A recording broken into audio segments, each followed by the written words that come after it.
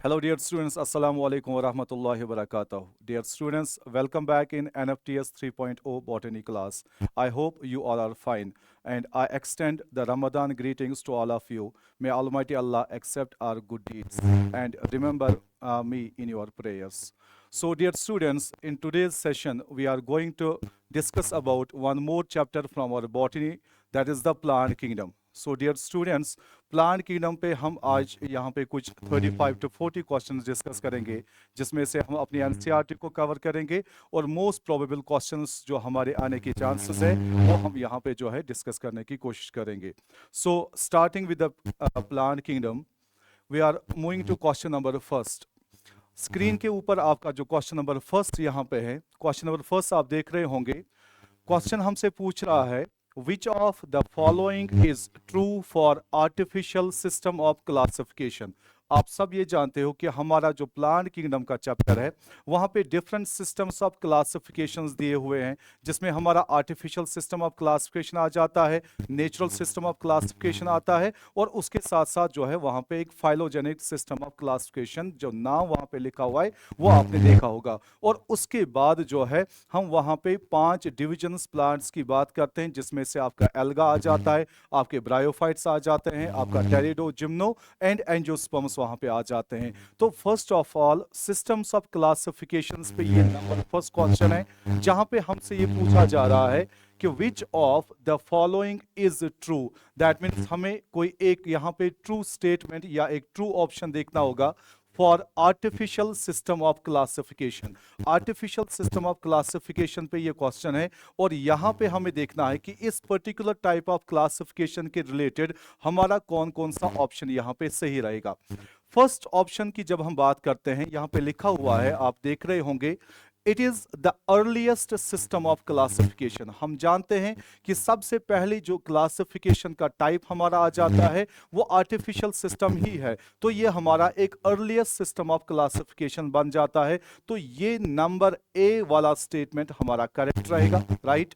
Number B option या number B statement जब हम देख रहे हैं, यहां पे लिखा हुआ है it uses only gross morphological characters. तो ये जो सिस्टम ऑफ क्लासिफिकेशन जिसका हम नाम देते हैं आर्टिफिशियल सिस्टम ऑफ क्लासिफिकेशन, जब इसके बेसिस पे हम लिविंग ऑर्गेनिजम्स को क्लासिफाई करते हैं तो यहाँ पे जो है सिर्फ और सिर्फ मॉर्फोलॉजिकल कैरेक्टर्स को ही कंसिडर किया जाता है, और वो भी कुछ ही मॉर्फोलॉजिकल फीचर्स को हम कंसिडर करते हैं. तो ये नंबर सेकंड जो स्टेटमेंट है ये भी आपने अपने एनसीईआरटी में देखा होगा, ये हमारा एक करेक्ट स्टेटमेंट बन जाएगा. इसके साथ साथ लिखा हुआ है it is based mainly on the vegetative characters. तो ये लिखा हुआ है कि ये ज्यादातर जो है ये काम करता है, ये सिस्टम ऑफ क्लासिफिकेशन जब हम करते हैं आर्टिफिशियल बेसिस पे, तो यहाँ पे ज्यादातर हम वेजिटेटिव कैरेक्टर्स को ही कंसिडर करते हैं. बट ये सही नहीं है, क्योंकि हम वेजिटेटिव कैरेक्टर्स के साथ साथ यहाँ पे रिप्रोडक्टिव कैरेक्टर्स को भी कंसिडर करते हैं. जिस तरह से आपने एक वहां पे टाइप भी पढ़ा होगा, that is the linear system of classification, जहां पे उन्होंने बेसिकली एंड्रोशियम का कैरेक्टर जो है क्लासिफिकेशन में इस्तेमाल किया हुआ था.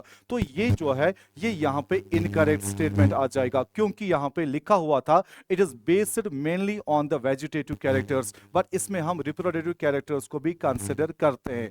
और उसके बाद अगर आपने वो सिस्टम ऑफ क्लासिफिकेशन सही से पढ़ा होगा, उसका ये ड्रॉबैक था कि कुछ ही मॉर्फोलॉजिकल कैरेक्टर्स को हम कंसिडर करते हैं, जिसकी वजह से जो क्लोजली रिलेटेड स्पीशीज थी जिनको एक ही ग्रुप के अंदर कंसिडर करना चाहिए था, वो बेसिकली जो है वहां पे सेपरेट हो जाते हैं, क्योंकि कुछ ही कैरेक्टर्स को हम वहां पे जो है रिकॉग्नाइज कर देते हैं, कुछ ही कैरेक्टर्स को हम वहां पे एम्प्लॉय कर देते हैं. तो यहां पे ये स्टेटमेंट भी लिखा हुआ है it separate the closely related species. सही बात है, जिन स्पीशीज को एक ही ग्रुप में होना चाहिए था आर्टिफिशियल सिस्टम ऑफ क्लासिफिकेशन में हमने उनको सेपरेट किया, क्योंकि हमने वहां पे सारे कैरेक्टर्स को इन्वॉल्व नहीं किया था in the process of classification. अब यहां अपने ऑप्शंस में अगर आप देखोगे, हमारा ए स्टेटमेंट करेक्ट है, हमारा बी स्टेटमेंट करेक्ट है, और हमारा डी स्टेटमेंट भी करेक्ट है. तो इसमें जो हमारा ऑप्शन जो आ जाएगा that will be the option number second. That means A B and D statement जो यहां पे है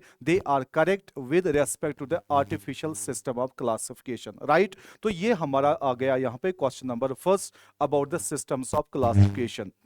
इसी तरह से नंबर सेकंड जो यहाँ पे क्वेश्चन दिया हुआ है, again it is on the this systems of classification. Question आप देख रहे होंगे यहाँ पे लिखा हुआ है, read the following statements and choose the true statements. Again हमें यहाँ पे ट्रू स्टेटमेंट्स को देखना पड़ेगा regarding the natural system of classification. जो नंबर सेकंड हमारा सिस्टम ऑफ क्लासिफिकेशन जो है, that is the natural system of classification. आपने उसके रिलेटेड जो है वो पॉइंट्स वहां पे याद भी किए होंगे, तो उसी में हमने स्टेटमेंट्स लाए हुए हैं और आपको देखना होगा कि इस पर्टिकुलर टाइप ऑफ क्लासिफिकेशन के रिलेटेड कौन कौन से स्टेटमेंट्स यहाँ पे सही होंगे।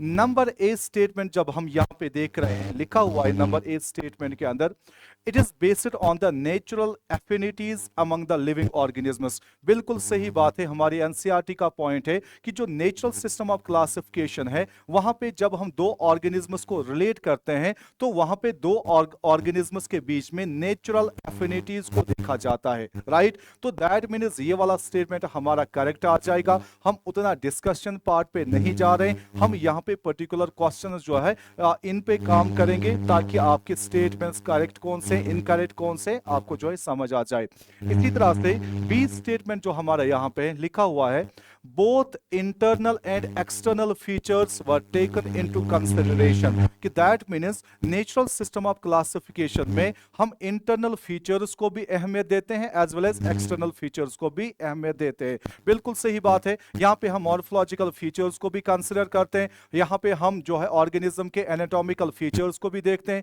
यहाँ पे हम cytotaxonomy को भी काम में लाते हैं, यहाँ पे हम organisms का ultra structure भी डिस्कस करते हैं, phytochemistry भी डिस्कस करते हैं। तो दैट मीन्स ये पर्टिकुलर टाइप ऑफ क्लासिफिकेशन जो है, यहां both internal as well as external features को कंसीडर किया जाता है।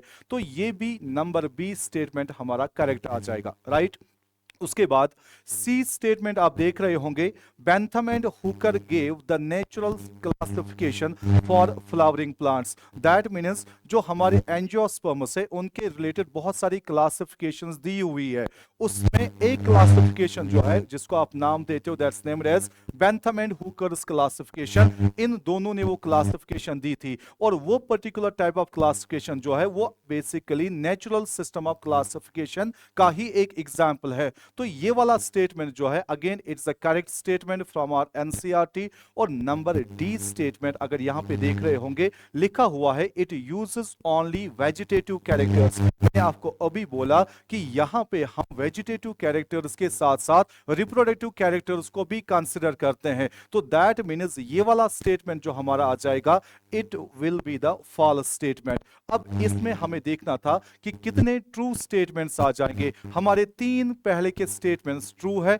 तो दैट मीन्स इसका करेक्ट ऑप्शन जो आ जाएगा, that will be option number 3, जहां पे A, B and C statements are correct about the natural system of classification, right. तो ये नंबर सेकंड क्वेश्चन हमारा था on the natural system of classification. और एक क्वेश्चन सिस्टम्स ऑफ क्लासिफिकेशन पे ही रखा हुआ है। नंबर 3 क्वेश्चन में आप देख रहे होंगे, लिखा हुआ है, ऊपर आप क्वेश्चन पढ़ रहे होंगे, लिखा हुआ है read the following statements and choose the wrong statement. तो इस बार हमें एक स्टेटमेंट जो है वो बाहर निकालना है, या जितने भी रॉन्ग स्टेटमेंट्स इसमें से होंगे अगर कोई रहेगा तो। नंबर फर्स्ट स्टेटमेंट हम यहां पे पढ़ेंगे, फाइलोजेनेटिक क्लासिफिकेशन, आपने नाम सुना होगा। नंबर थर्ड क्लासिफिकेशन जो है, are based on evolutionary relationships between various organisms। बिल्कुल सही बात है, जब हम इस पर्टिकुलर क्लासिफिकेशन की बात करते हैं तो यहां पे हम लिविंग ऑर्गेनिजम्स के बीच में फाइलोजेनेटिक रिलेशनशिप्स को कंसीडर करते हैं, उनकी एवोल्यूशनरी रिलेशनशिप को देखते हैं। तो यही लिखा हुआ है कि इस पर्टिकुलर टाइप ऑफ क्लासिफिकेशन के अंदर हम फाइलोजेनेटिक या एवोल्यूशनरी रिलेशनशिप्स को देखते हैं। तो ये हमारा स्टेटमेंट जो है ये करेक्ट आ जाएगा, राइट, इस पर्टिकुलर टाइप ऑफ क्लासिफिकेशन के लिए। नंबर सेकंड जो हमारा स्टेटमेंट यहां पे लिखा हुआ है, the organisms belonging to the same taxa have different ancestors. आपने अपनी एनसीईआरटी के अंदर वर्ड टैक्सा सुना होगा या उसका सिंगुलर टैक्सॉन सुना होगा। बेसिकली टैक्सा या टैक्सॉन आपने जो नाम सुना होगा वो एक लिविंग ऑर्गेनिजम्स का ग्रुप होता है जिनके वहां पे कुछ सिमिलर कैरेक्टर्स होंगे, राइट। तो वो बेसिकली यहां पे उसी के रिलेटेड जो यहां पे पॉइंट लिखा हुआ है, यहां पे लिखा हुआ है कि जो सेम टैक्सा में जितने भी लिविंग ऑर्गेनिजम्स होंगे हम ये कंसिडर करते हैं कि उनके डिफरेंट एंसेस्टर्स होते हैं, बट ऐसा बिल्कुल भी नहीं होता है। असल में हम यहां पे ये देखते हैं कि एक टैक्सा के अंदर जितने भी लिविंग ऑर्गेनिजम्स होते हैं हम ये समझते हैं कि वो एक ही एंसेस्टर के डिसेंडेंट्स होते हैं, एक ही एंसेस्टर से वो बने हुए होते हैं या एक ही एंसेस्टर की वो लीनिएज होती है। बट यहां पे इन्होंने जो है गलत स्टेटमेंट बनाया हुआ है। यहां पे लिखा हुआ है the organisms belonging to the same taxa. एक टैक्सॉन के अंदर जितने भी ऑर्गेनिजम्स है लिखा हुआ है कि उनके डिफरेंट एंसेस्टर्स होते हैं। बट हम इस सिस्टम ऑफ क्लासिफिकेशन में अपने क्लासरूम्स के अंदर ये पढ़ चुके हैं कि एक टैक्सॉन के अंदर जितने भी लिविंग ऑर्गेनिजम्स होंगे वहां पे कंसिडर किया जाता है कि उनका एक ही एंसेस्टर रहा होगा। तो उसके हिसाब से ये वाला स्टेटमेंट जो हमारा आ जाएगा ये एक रॉन्ग स्टेटमेंट बनेगा, राइट।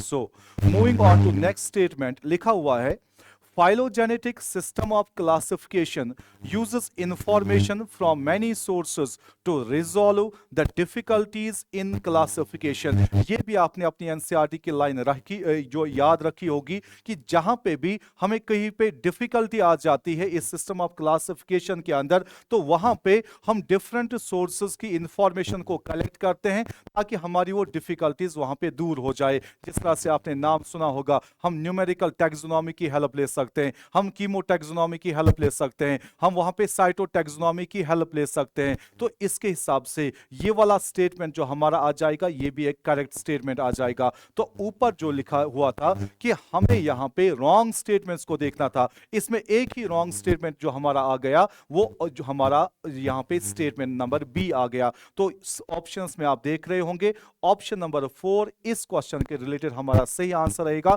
कि बी वाला स्टेटमेंट इस क्वेश्चन में एक रॉन्ग स्टेटमेंट दिया हुआ था।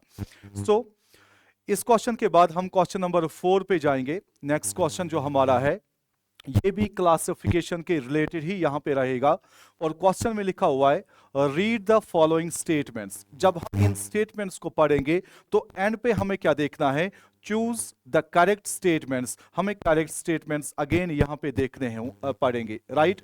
तो यहां पे नंबर फर्स्ट स्टेटमेंट जब आप देख रहे होंगे, नंबर फर्स्ट स्टेटमेंट के अंदर लिखा हुआ है in numerical taxonomy. Numerical taxonomy आपने नाम सुना होगा, numbers and codes are assigned to all the characters. तो दैट मीन्स पर्टिकुलरली जो हमारा न्यूमेरिकल टैक्सोनॉमी है जहां पे हम जितने भी कैरेक्टर्स को कंसीडर करेंगे अपनी प्रोसेस ऑफ क्लासिफिकेशन के अंदर, तो हर किसी कैरेक्टर के लिए हम एक पर्टिकुलर कोड असाइन करते हैं, हम एक पर्टिकुलर नंबर असाइन करते हैं। सपोज प्लांट के अंदर रेटिकुलेट वेनेशन है या प्लांट के लीव्स के अंदर पैरेलल वेनेशन है, तो हम उस वेनेशन के टाइप के लिए वहां पे एक पर्टिकुलर कोड जनरेट करते हैं, एक पर्टिकुलर नंबर असाइन करते हैं। इसी तरह से सपोज फाइब्रस रूट के लिए अलग से होगा, टैप रूट के लिए अलग होगा। तो ये एक पर्टिकुलर जो स्टेटमेंट हमने यहां पे देखा ये एक सही स्टेटमेंट है कि न्यूमेरिकल टैक्सोनॉमी में हम हर किसी कैरेक्टर के लिए एक पर्टिकुलर नंबर या एक पर्टिकुलर कोड असाइन करते हैं।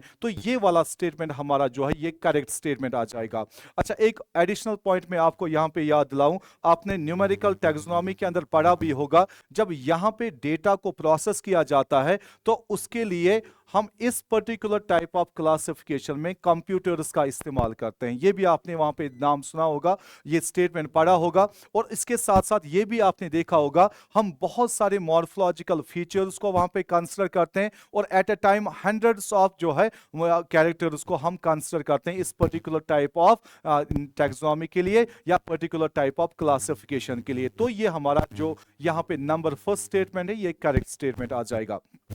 Moving to statement number B, आपने देखा होगा cyto taxonomy include cytological information. जैसे मैंने अभी कहा कभी कभार हम सेल के फीचर्स को यूज करते हैं, सेल के फीचर्स को एम्प्लॉय करते हैं in the process of classification. तो दैट मीन्स साइटो टैक्सोनॉमी के अंदर हम साइटोलॉजिकल इंफॉर्मेशन को गैदर करते हैं, like the number, the structure and the behaviour of chromosomes. तो दैट मीन्स यहां पे हम सेल के फीचर्स को कंसीडर करते हैं। पर्टिकुलरली टेक्स्ट बुक के अंदर लिखा होगा, हम वहां पे नंबर ऑफ क्रोमोसोम्स को कंसीडर करते हैं, कभी कभार स्ट्रक्चर ऑफ क्रोमोसोम्स को, कभी कभार सेल साइकिल के अंदर what will be the behaviour of the chromosomes, या इसी तरह से क्या सेल वॉल प्रेजेंट है या सेल वॉल एब्सेंट है, या इसी तरह से क्या ट्रू न्यूक्लियस प्रेजेंट है या ट्रू न्यूक्लियस एब्सेंट है। तो दैट मीन्स हम यहां पे बेसिकली साइटोटैक्सोनॉमी के अंदर साइटोलॉजिकल फीचर्स, सेल के फीचर्स को वहां पे कंसीडर करते हैं। तो ये स्टेटमेंट भी हमारा एक करेक्ट स्टेटमेंट आ जाएगा।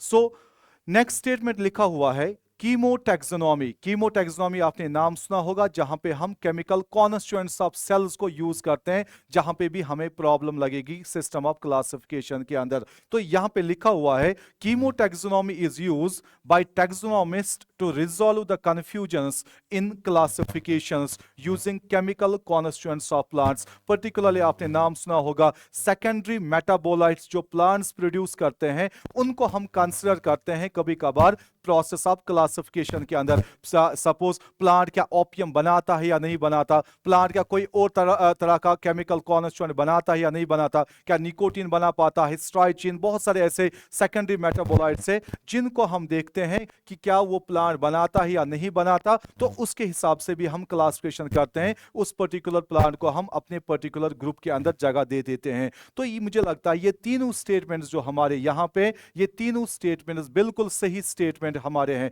तो दैट मींस इसमें ऑप्शन नंबर 4 हमारा सही आ जाएगा। That means A, B and C जो है they are correct statements with respect to this particular question number 4। So moving to next question, question number 5 आप अपने स्क्रीन पे देख रहे होंगे। अब हम एल्गा की तरफ मूव करेंगे। एल्गा भी आपने सुना होगा, जो हम प्लांट का डिवीजन कंसीडर करते हैं, तो वहां पे भी पर्टिकुलरली 3 क्लासेस ऑफ एल्गा को हम वहां पे हम पढ़ते हैं, हम उनके बारे में इंफॉर्मेशन गैदर करते हैं। तो उनके जनरल कैरेक्टर्स पे भी क्वेश्चन रखा हुआ है, अलग अलग क्लास पे भी क्वेश्चन रखा हुआ है, और उनकी इकोनॉमिक इंपॉर्टेंस जो वहां पे दी हुई है उस पे भी हमने क्वेश्चंस को यहाँ पे रखा हुआ है। क्वेश्चन जो यहाँ एल्गा के रिलेटेड है, which of the following statements holds true for alga. तो एल्गा के लिए कुछ यहाँ पे स्टेटमेंट्स रखे हुए हैं, हमें देखना है एल्गा के रिलेटेड कितने स्टेटमेंट्स यहाँ पे बिल्कुल सही है। Number first, they are chlorophyll bearing thalloid organisms. बिल्कुल सही, हमने पढ़ा हुआ है कि एल्गा जो है they are photosynthetic, they are plants, उनके अंदर क्लोरोफिल प्रेजेंट रहता है, अपना खाना खुद ही बना देते हैं। साथ साथ लिखा हुआ है कि उनके पास थैलॉइड बॉडी होती है, वो थैलॉइड ऑर्गेनिजम्स होते हैं। हम सब जानते हैं थैलॉइड बॉडी जिनकी भी होती है, थैलॉइड बॉडी उस बॉडी को हम कंसीडर करते हैं जहां पे we can not differentiate between the true root, stem and a leaf. अगर मैं आपको एक एल्गा का प्लांट दूं और आपसे पूछूं मुझे इसका एक ट्रू रूट दिखाओ, ट्रू लीफ दिखाओ, ट्रू स्टेम दिखाओ, आप डिफरेंशिएट नहीं कर पाओगे उन 3 स्ट्रक्चर्स में। अगर हम true root, stem and leaf का डिफरेंशिएशन प्लांट बॉडी में नहीं देख पाएंगे, तो उस प्लांट बॉडी को हम नाम देते हैं that's considered as a thalloid body. तो हमारे एल्गा बिल्कुल वैसे ही होते हैं, उनकी थैलॉइड बॉडी होती है। तो ये हमारा जो स्टेटमेंट है ये करेक्ट स्टेटमेंट आ जाएगा।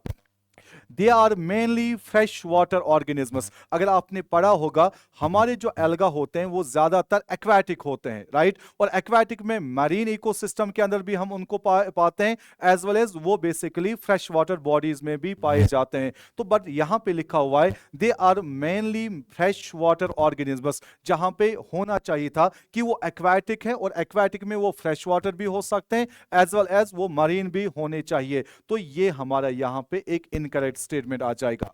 दे मे बी मरीन, जहां पे लिखा हुआ है स्टेटमेंट 3 के अंदर, और फ्रेश वाटर ऑर्गेनिजम्स, वो मरीन भी हो सकते हैं और फ्रेश वाटर भी हो सकते हैं। ये बिल्कुल इसका सही स्टेटमेंट है। और उसके साथ साथ दे मे ऑकर ऑन मॉइस्ट स्टोन्स, कभी कभार एल्गा मॉइस्ट स्टोन्स पे हो सकते हैं, सॉइल्स में हो सकते हैं, एज वेल एज कभी कभार वुड पे वो ग्रो कर सकते हैं। तो ये भी हमारी एनसीईआरटी की लाइन है, बिल्कुल सही है। सम ऑफ देम, तो दैट मीन्स कुछ एल्गा ऐसे हैं which occur in association, जो बेसिकली सिम्बायोटिक एसोसिएशन में रहते हैं कुछ एनिमल्स के साथ, लाइक पोलर बियर। अगर आपने पढ़ा होगा अपनी एनसीईआरटी के अंदर, कुछ ऐसे एल्गा होते हैं जो दूसरे एनिमल्स के फर के ऊपर ग्रो करते हैं, जहां पे आपने एक बियर का नाम सुना होगा that is named as the sloth bear. तो यहाँ पे बेसिकली स्लॉथ बियर की एसोसिएशन जो है वो हम एल्गा के साथ देखते हैं, ना कि पोलर बियर की। तो ये यहाँ पे जो है ये इनकरेक्ट आ जाएगा। हमें क्वेश्चन में ट्रू स्टेटमेंट्स को देखना था। 3 हमारे स्टेटमेंट्स यहाँ पे ट्रू निकल के आए। स्टेटमेंट नंबर ए, उसके साथ सी एंड डी। तो ए, सी एंड डी हमारे पहले ही ऑप्शन के अंदर यहाँ पे रखे हुए हैं। ये 3 स्टेटमेंट्स एल्गा के लिए बिल्कुल सही होंगे, right. So moving to question number 6। Question number 6 again alga पे ही है और उसके कुछ फीचर्स और हम यहां पे डिस्कस करेंगे अपने एनसीईआरटी की कुछ lines. Read the following statements regarding alga and choose the correct ones. Again हमें एल्गा के रिलेटेड यहां पे करेक्ट स्टेटमेंट्स को देखना है। तो नंबर फर्स्ट स्टेटमेंट आप देख रहे होंगे, reproduce only by sexual means. क्या हमारे एल्गा यहां पे सिर्फ सेक्सुअल रिप्रोडक्शन दिखाते हैं? पढ़ा होगा नहीं सर, वो वेजिटेटिव के साथ साथ सेक्सुअल रिप्रोडक्शन भी दिखाते हैं, as well as asexual reproduction भी दिखाते हैं। तो यहां पे लिखा हुआ कि हमारे एल्गा सिर्फ सेक्सुअल रिप्रोडक्शन ही दिखाते हैं, जो कि बिल्कुल यहां पे एक इनकरेक्ट स्टेटमेंट आ जाएगा। Reproduces by vegetative, asexual and sexual methods, बिल्कुल सही स्टेटमेंट। ये तीनों मेथड्स ऑफ रिप्रोडक्शन हम एल्गा के मेंबर्स के अंदर देखते हैं। C statement, vegetative reproduction occurs by budding. हम यहां पे जब एल्गा की बात करते हैं तो एल्गा में जो वेजिटेटिव रिप्रोडक्शन होता है वो बडिंग की वजह से नहीं होता है, that usually occurs because of the process of fragmentation. आपने सुना होगा उनका थैलाई जो होगा, उनका थैलस जो होता है वो ब्रेक होता है, और जो ब्रोकन वाले पीसेस होते हैं उनमें कैपेबिलिटी होती है कि वो एक नया एल्गा का फॉर्मेशन करा सकता है। तो दैट मीन्स यहां पे लिखा हुआ था वेजिटेटिव रिप्रोडक्शन बडिंग की वजह से नहीं सर, वो तो फ्रेगमेंटेशन की वजह से होगा। तो ये अगेन स्टेटमेंट हमारा इनकरेक्ट आ जाएगा। स्टेटमेंट नंबर डी लिखा हुआ है, asexual reproduction is by the production of different spores। बिल्कुल सही बात है कि asexual reproduction जब एल्गा में हम देखते हैं तो वो different types of spores की वजह से होता है, और उनमें most common type of spores जो रहते हैं उनका नाम दिया जाता है, they are named as the zoospores। zoospores का नाम आपने बहुत बार सुना होगा। they are motile spores, they are thin walled spores। वो मोटाइल होते हैं, और ज्यादातर यहां पे लिखा हुआ है जितने भी स्पोर्स की वजह से asexual reproduction होगा, सबसे ज्यादा जो पाए जाने वाले स्पोर्स हम देखते हैं एल्गा के मेंबर्स के अंदर, उनका नाम है they are named as the zoospores. तो अगेन ये स्टेटमेंट हमारा बिल्कुल सही स्टेटमेंट है। तो हमें एल्गा के रिलेटेड करेक्ट स्टेटमेंट्स को देखना था। हमारा करेक्ट स्टेटमेंट एक तो बी वाला आ गया और हमारा डी वाला आ गया। तो B and D option number second के अंदर लिखा हुआ है, ये हमारा यहां पे करेक्ट स्टेटमेंट आ जाएगा, राइट। सो नेक्स्ट क्वेश्चन जो हमारा यहां पे है, आप सब जानते हो सेक्सुअल रिप्रोडक्शन जो हम एल्गा के अंदर देखते हैं पर्टिकुलरली, उसके फिर हम 3 टाइप्स निकालते हैं। एक तो isogamous type, an isogamous type and oogamous type. Isogamous type आप सब जानते हो, मैं आपको थोड़ा सा रिवाइज कराऊं, जहां पे हमारे 2 फ्यूजिंग गमीट्स जो होते हैं उनकी मॉर्फोलॉजिकल जो वहां पे सिमिलैरिटी होती है, या वो वहां पे मॉर्फोलॉजिकली सिमिलर होते हैं। तो दैट मींस मॉर्फोलॉजी के बेसिस पे या साइज के बेसिस पे, स्ट्रक्चर के बेसिस पे हम उन 2 फ्यूजिंग गैमीट्स को वहां पे डिफरेंशिएट नहीं कर पाते हैं। उस कंडीशन का नाम लिखा जाता है आइसोगेमस। एन आइसोगेमस में 2 फ्यूजिंग गैमीट्स जो होते हैं दे आर मॉर्फोलॉजिकली डिस्टिंक्ट, वो बिल्कुल अलग होते हैं मॉर्फोलॉजिकली। एंड oogamous में हम सब जानते हैं यहां पे 2 फ्यूजिंग गैमीट्स में से एक गमीट स्मॉल होता है जो जनरली मोटाइल होता है और वो मेल गमीट कंसीडर किया जाता है, और नंबर सेकंड गमीट जो होता है वो नॉन मोटाइल होता है, वो लार्जर इन साइज होता है और उसको कंसीडर किया जाता है फीमेल गमीट। उसी के लिए यहां पे नाम लिखा हुआ है, that is the oogamous type. और यहां पे एल्गा के रिलेटेड हमारे कुछ एग्जाम्पल जो एल्गा में से हैं, वहां पे ये क्वेश्चन बन सकता है कि कौन से स्पीशीज इन तीनों टाइप्स ऑफ रिप्रोडक्शन वहां पे कौन सा टाइप ऑफ रिप्रोडक्शन दिखा सकते हैं। आइसोगेमस एल्गा के अंदर अगर आपने देखा होगा यहां पे 2 हमारे एल्गा का नाम लिखा हुआ है, एक तो स्पाइरोगायरा और दूसरा यूलोथ्रिकस। बिल्कुल ये सही बात है, स्पाइरोगायरा एंड यूलोथ्रिकस जो है ये हमारे ऐसे टाइप्स ऑफ एल्गा है जो आगे जाके हम क्लोरोफाइसी में इनको रखेंगे या हम ग्रीन एल्गा में इनको कंसीडर करते हैं। तो ये दोनों टाइप्स ऑफ स्पीशीज जो है, जो फिलामेंटस टाइप भी है आपको पता होना चाहिए, उनमें जो असल में फ्यूजिंग गैमीट्स होते हैं वो मॉर्फोलॉजिकली सिमिलर होते हैं। तो आइसोगेमस एल्गा में ये 2 एग्जांपल्स हमारे आ जाएंगे। इसी तरह से एन आइसोगेमस एल्गा में एक ही वहां पे एग्जाम्पल लिखी हुई है आपके एनसीईआरटी के अंदर, that is the species of Eudorina. Eudorina आप याद रखोगे, AUAE आप याद रखोगे। एन आइसोगेमस जो एल्गा यहाँ पे है वो बेसिकली स्पीशीज ऑफ यूडोरिना के अंदर हम देखते हैं। और ऊगेमस जो सबसे most advanced type of sexual reproduction का टाइप है, वहां पे हमारी दो एग्जांपल्स लिखी हुई है। एक तो वॉलवॉक्स जो एक कॉलोनियल एल्गा हमारे पास है, और वो हम बेसिकली जो है क्लोरोफाइसी का मेंबर, और दूसरा एक डिप्लॉयड एल्गा हमारे पास एक्सेप्शनली जो डिप्लॉयड है, दैट इज द फ्यूकस जो हमारे ब्राउन एल्गा का मेंबर है, फियोफाइसी का मेंबर है। तो वॉलवॉक्स एंड फ्यूकस जो है इनमें oogamous type of sexual reproduction देखा जाता है, तो ये ऊगेमस एल्गा बन जाएंगे। तो मुझे लगता है यहाँ पे ये बिल्कुल सिंपल सा मैच है, जहां पे ए को 1 के साथ कंसिडर करना है, बी को सेकंड के साथ कंसिडर करेंगे, और सी में ये थर्ड का यहाँ पे एग्जांपल आ जाएगा, वॉलवॉक्स एंड फ्यूकस। तो ये ऑप्शन नंबर फर्स्ट हमारा सही आ जाएगा, that is A1 B2 and C3 यहाँ पे। तो आपने इस हिसाब से एक तो एल्गा का नाम भी याद रखा, और उनमें किस type of mode of reproduction वहां पे पॉसिबल है वो भी हमने यहाँ पे देख लिया। सो क्वेश्चन नंबर 8 पे हम जाते हैं। Read the following statements and choose the correct statement. Again हमें यहाँ पे करेक्ट स्टेटमेंट्स को देखना है। जितने भी यहाँ पे स्टेटमेंट्स दिए हुए हैं, इससे आपकी एनसीईआरटी यहाँ पे बिल्कुल रिवाइज हो जाएगी। यहाँ पे लिखा हुआ है, ये इकोनॉमिक इंपॉर्टेंस ऑफ एल्गा पे यहाँ पे क्वेश्चन है, लिखा हुआ है at least half of total CO2 fixation on earth is carried out by alga through photosynthesis। आपने पढ़ा भी होगा कि यहाँ पे जो स्टेटमेंट हमारा है ये बिल्कुल सही स्टेटमेंट है, जहां पे लिखा हुआ है at least half of total CO2 fixation। CO2 fixation का मतलब जितनी भी फोटोसिंथेसिस होती है उसका हाफ जो हमारी अर्थ पे होता है, that is carried out by the alga। तो alga बेसिकली दुनिया में रेस्पॉन्सिबल है almost for half of the photosynthesis. तो हमारा ये स्टेटमेंट बिल्कुल करेक्ट स्टेटमेंट आ जाएगा।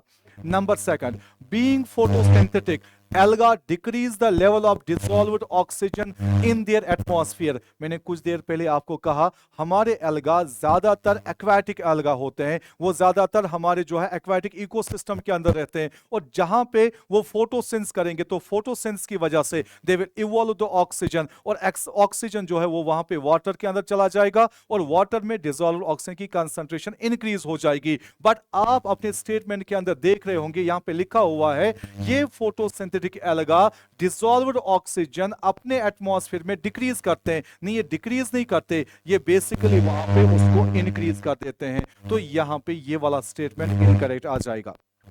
बीइंग प्राइमरी प्रोड्यूसर्स, ये प्राइमरी प्रोड्यूसर्स हमारे एल्गा ये खाना बनाते हैं एक्वेटिक इकोसिस्टम में।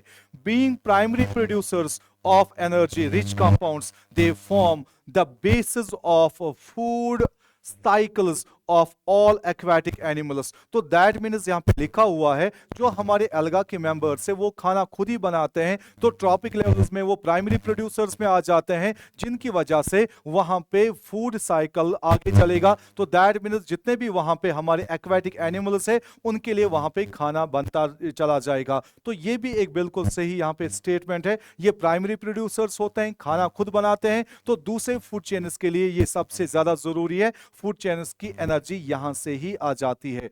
तो उसके बाद डी स्टेटमेंट पे हम जाते हैं। मैनी स्पीशीज ऑफ पोरफायरा, नाम सुना होगा पोरफायरा का, लेमिनेरिया एंड सारगासम। तो many species like Porphyra, Laminaria लिखा हुआ है एल्गा हमारा, इसके साथ साथ सारगासम का नाम लिखा हुआ है, are among the 70 species of fresh water alga used as food.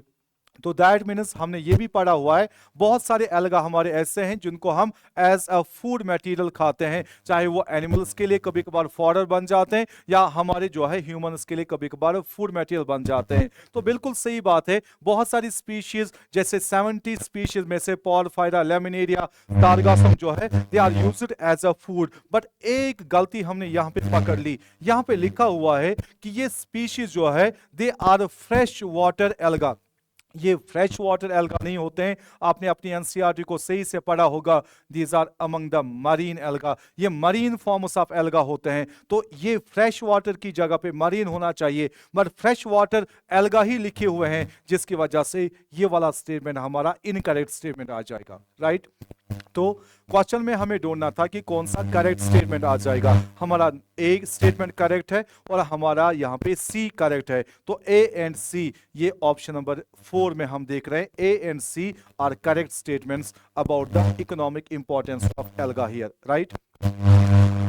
Next question पे मूव करते हैं। क्वेश्चन नंबर 9 हमारा यहाँ पे है, read the following statements regarding chlorophyceae. अब क्लोरोफाइसी पे हमारा यहाँ पे क्वेश्चन दिया हुआ है, ग्रीन एल्गा पे क्वेश्चन दिया हुआ है, and choose the incorrect ones. तो यहाँ क्लोरोफाइसी मेंबर्स के रिलेटेड हमें कोई इनकरेक्ट स्टेटमेंट जो है या एक से ज्यादा स्टेटमेंट जो इनकरेक्ट होंगे उनको ढूंढना पड़ेगा। नंबर फर्स्ट, प्लांट बॉडी में बी यूनिसेलुलर, कॉलोनियल और फिलामेंटस। बिल्कुल सही बात है, जो हमारे क्लोरोफाइसी के मेंबर्स है वो यूनिसेलुलर भी हो सकते हैं, जैसे आपने क्लोरीला का नाम सुना होगा, आपने क्लाइमेडोमोनास का नाम सुना होगा। वो कॉलोनियल भी हो सकते हैं, जैसे मैंने कुछ देर पहले आपको वॉलवॉक्स का नाम बोला जो कि एक colonial form of green alga है। फिलामेंटस भी हो सकते हैं, जैसे मैंने अभी कहा इसमें यूलोथ्रिक्स की एग्जाम्पल आ सकती है, और इसी तरह से इसमें स्पाइरो गायरा की एग्जाम्पल आ सकती है, जो कि बेसिकली ग्रीन एल्गा में फिलामेंटस फॉर्म में होते हैं। तो ये हमारे ग्रीन एल्गा यूनिसेलुलर भी हो सकते हैं, कॉलोनियल भी हो सकते हैं, फिलामेंटस भी हो सकते हैं। तो ये स्टेटमेंट हमारा यहाँ पे करेक्ट स्टेटमेंट आ जाएगा। They are usually green due to the presence of chlorophyll A and B. बिल्कुल सही बात है, जो आपने वहां पे कॉलम बनाया हुआ होगा, आपके एनसीईआरटी के अंदर देखा होगा, उसमें लिखा होगा कि इनके पास जो ज्यादातर वहां पे पिगमेंट्स होते हैं वो उसमें एक तो क्लोरोफिल ए आ जाता है और क्लोरोफिल बी आ जाता है, जिसकी वजह से उनका ग्रीन कलर आ जाता है। तो ग्रीन एल्गा का ग्रीन कलर ज्यादातर जो है that is because of the presence of the chlorophyll A and B. बिल्कुल सही स्टेटमेंट। सी स्टेटमेंट हमारे यहाँ पे हुए, the photosynthetic pigments are localised in cytoplasm. जरा मुझे बताओ, जो इनके पास फोटोसिंथेटिक पिगमेंट्स होते हैं, जिसमें आपके क्लोरोफिल्स आ सकते हैं, आपके फाइकोबिलिन्स आ सकते हैं, राइट। तो जरा मुझे बताओ, जो इनके पास कैरोटिनॉइड्स हो सकते हैं, क्या वो उनके साइटोप्लाज्म में होते हैं या पर्टिकुलर बॉडीज के अंदर होते हैं? सर, साइटोप्लाज्म में नहीं होते हैं। साइटोप्लाज्म में जो पिगमेंट्स होते हैं वो तो हम बैक्टीरिया में देखते हैं। यहाँ पे जो पिगमेंट्स होते हैं they are placed in the localised bodies, जिनको आप नाम देते हो, they are named as the chloroplast.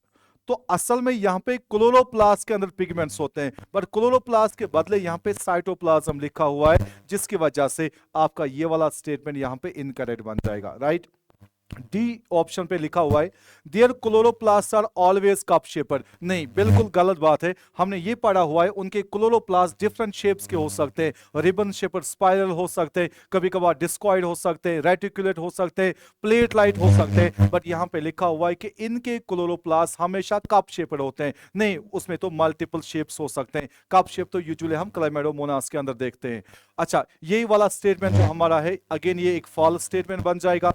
E statement पे हम जाते हैं, मोस्ट मेंबर्स हैव वन और मोर स्टोरेज बॉडीज कॉल्ड पाइरिनॉइड्स। पाइरिनॉइड वर्ड भी आपको याद रखना है। क्लोरोफाइसी के ऐसे मैक्सिमम मेंबर्स होते हैं जिनके क्लोरोप्लास्ट के अंदर हम पाइरिनॉइड्स को देखते हैं, और पाइरिनॉइड्स असल में होते हैं स्टोरेज बॉडीज, और उन स्टोरेज बॉडीज में बेसिकली वहां पे स्टार्च भी स्टोर रहता है, और उसके साथ साथ वहां पे उन पाइरिनॉइड्स के अंदर प्रोटीन भी स्टोर रहता है। तो ये पाइरिनॉइड्स असल में स्टोरेज बॉडीज होती है जिनके अंदर स्टार्च और प्रोटीन वहां पे स्टोर रहता है, और ये पाइरिनॉइड्स हम ज्यादातर ग्रीन एल्गा के मेंबर्स के अंदर देखते हैं। तो ये हमारा स्टेटमेंट यहाँ पे करेक्ट स्टेटमेंट आ जाएगा।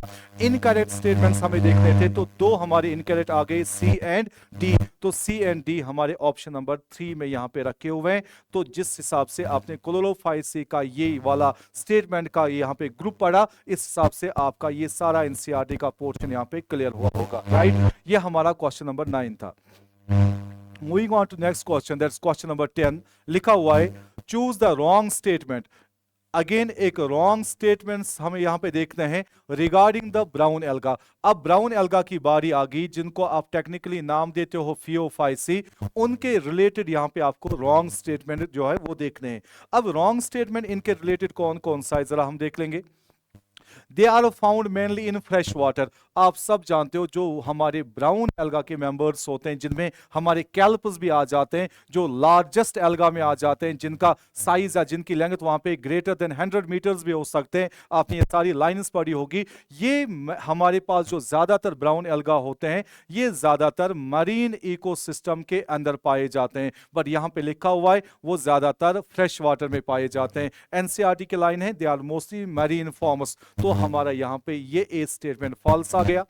Primarily occur in marine habitats, बिल्कुल सही बात है, अभी मैंने कहा ये ज्यादातर मरीन इकोसिस्टम में पाए जाते हैं, तो हमारा ये बी स्टेटमेंट करेक्ट आ जाएगा।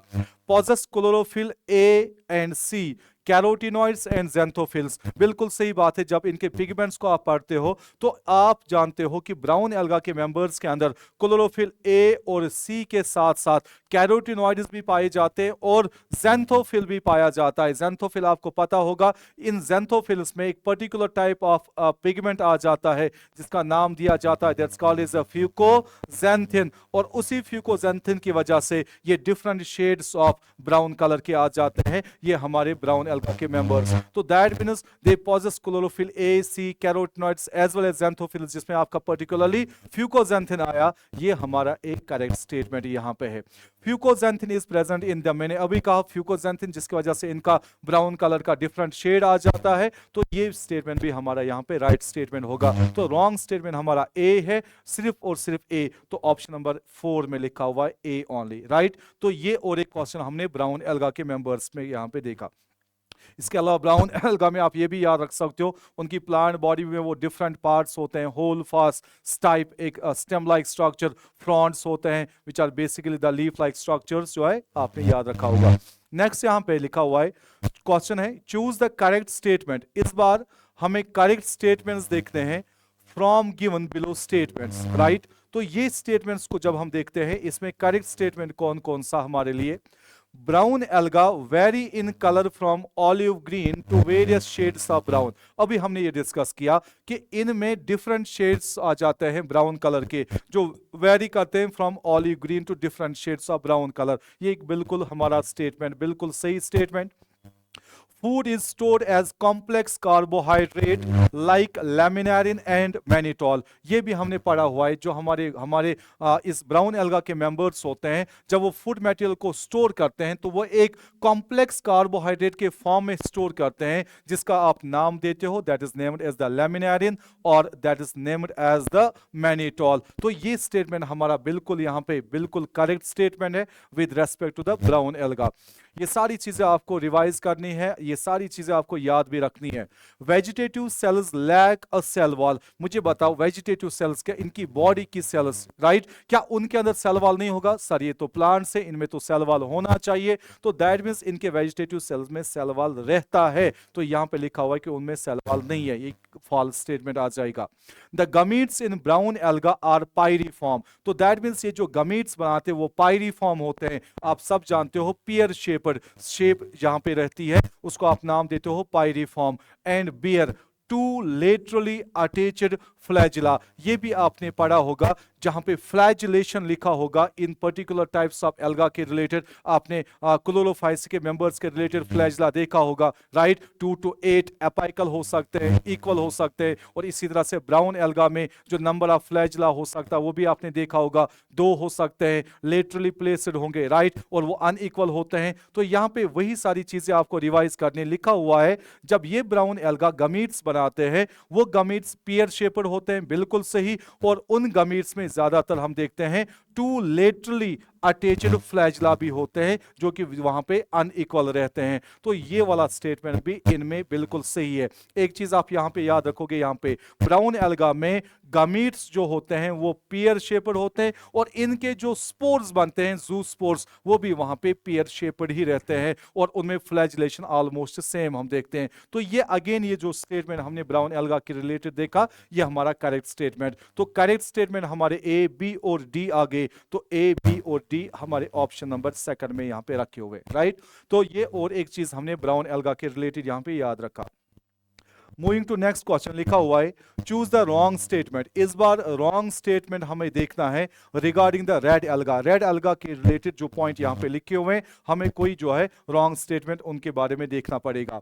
दे occur both near surface of water and also at great depths in oceans. आप सब जानते हो लार्जेस्ट एल्गा हमारे बिलोंग करते हैं to the brown alga, but जो डीपेस्ट एल्गा हमारे हैं, क्योंकि उनमें खास तौर पर वो पर्टिकुलर टाइप ऑफ पिगमेंट पाए जाते हैं, R5 एराइथ्रा आपने नाम सुना होगा, वो तो हमारे रेड एल्गा है। सबसे डीपेस्ट एल्गा हमारे रेड एल्गा है, और सबसे लार्जेस्ट एल्गा जिनमें कैल्पस आ जाते हैं वो हमारे ब्राउन एल्गा के मेंबर्स है। यहाँ पे स्टेटमेंट में लिखा हुआ है कि ये रेड एल्गा के मेंबर्स एक तो सरफेस के ऊपर भी पाए जाते हैं, और डीपेस्ट जो है ओशंस के अंदर भी हम देखते हैं ग्रेट डेप्थ्स पे। तो ये स्टेटमेंट बिल्कुल सही है, सरफेस पे भी है और ये डीपेस्ट एल्गा में भी जो है आ जाते हैं। तो ये स्टेटमेंट हमारा राइट स्टेटमेंट, हमें रॉन्ग स्टेटमेंट देखना है।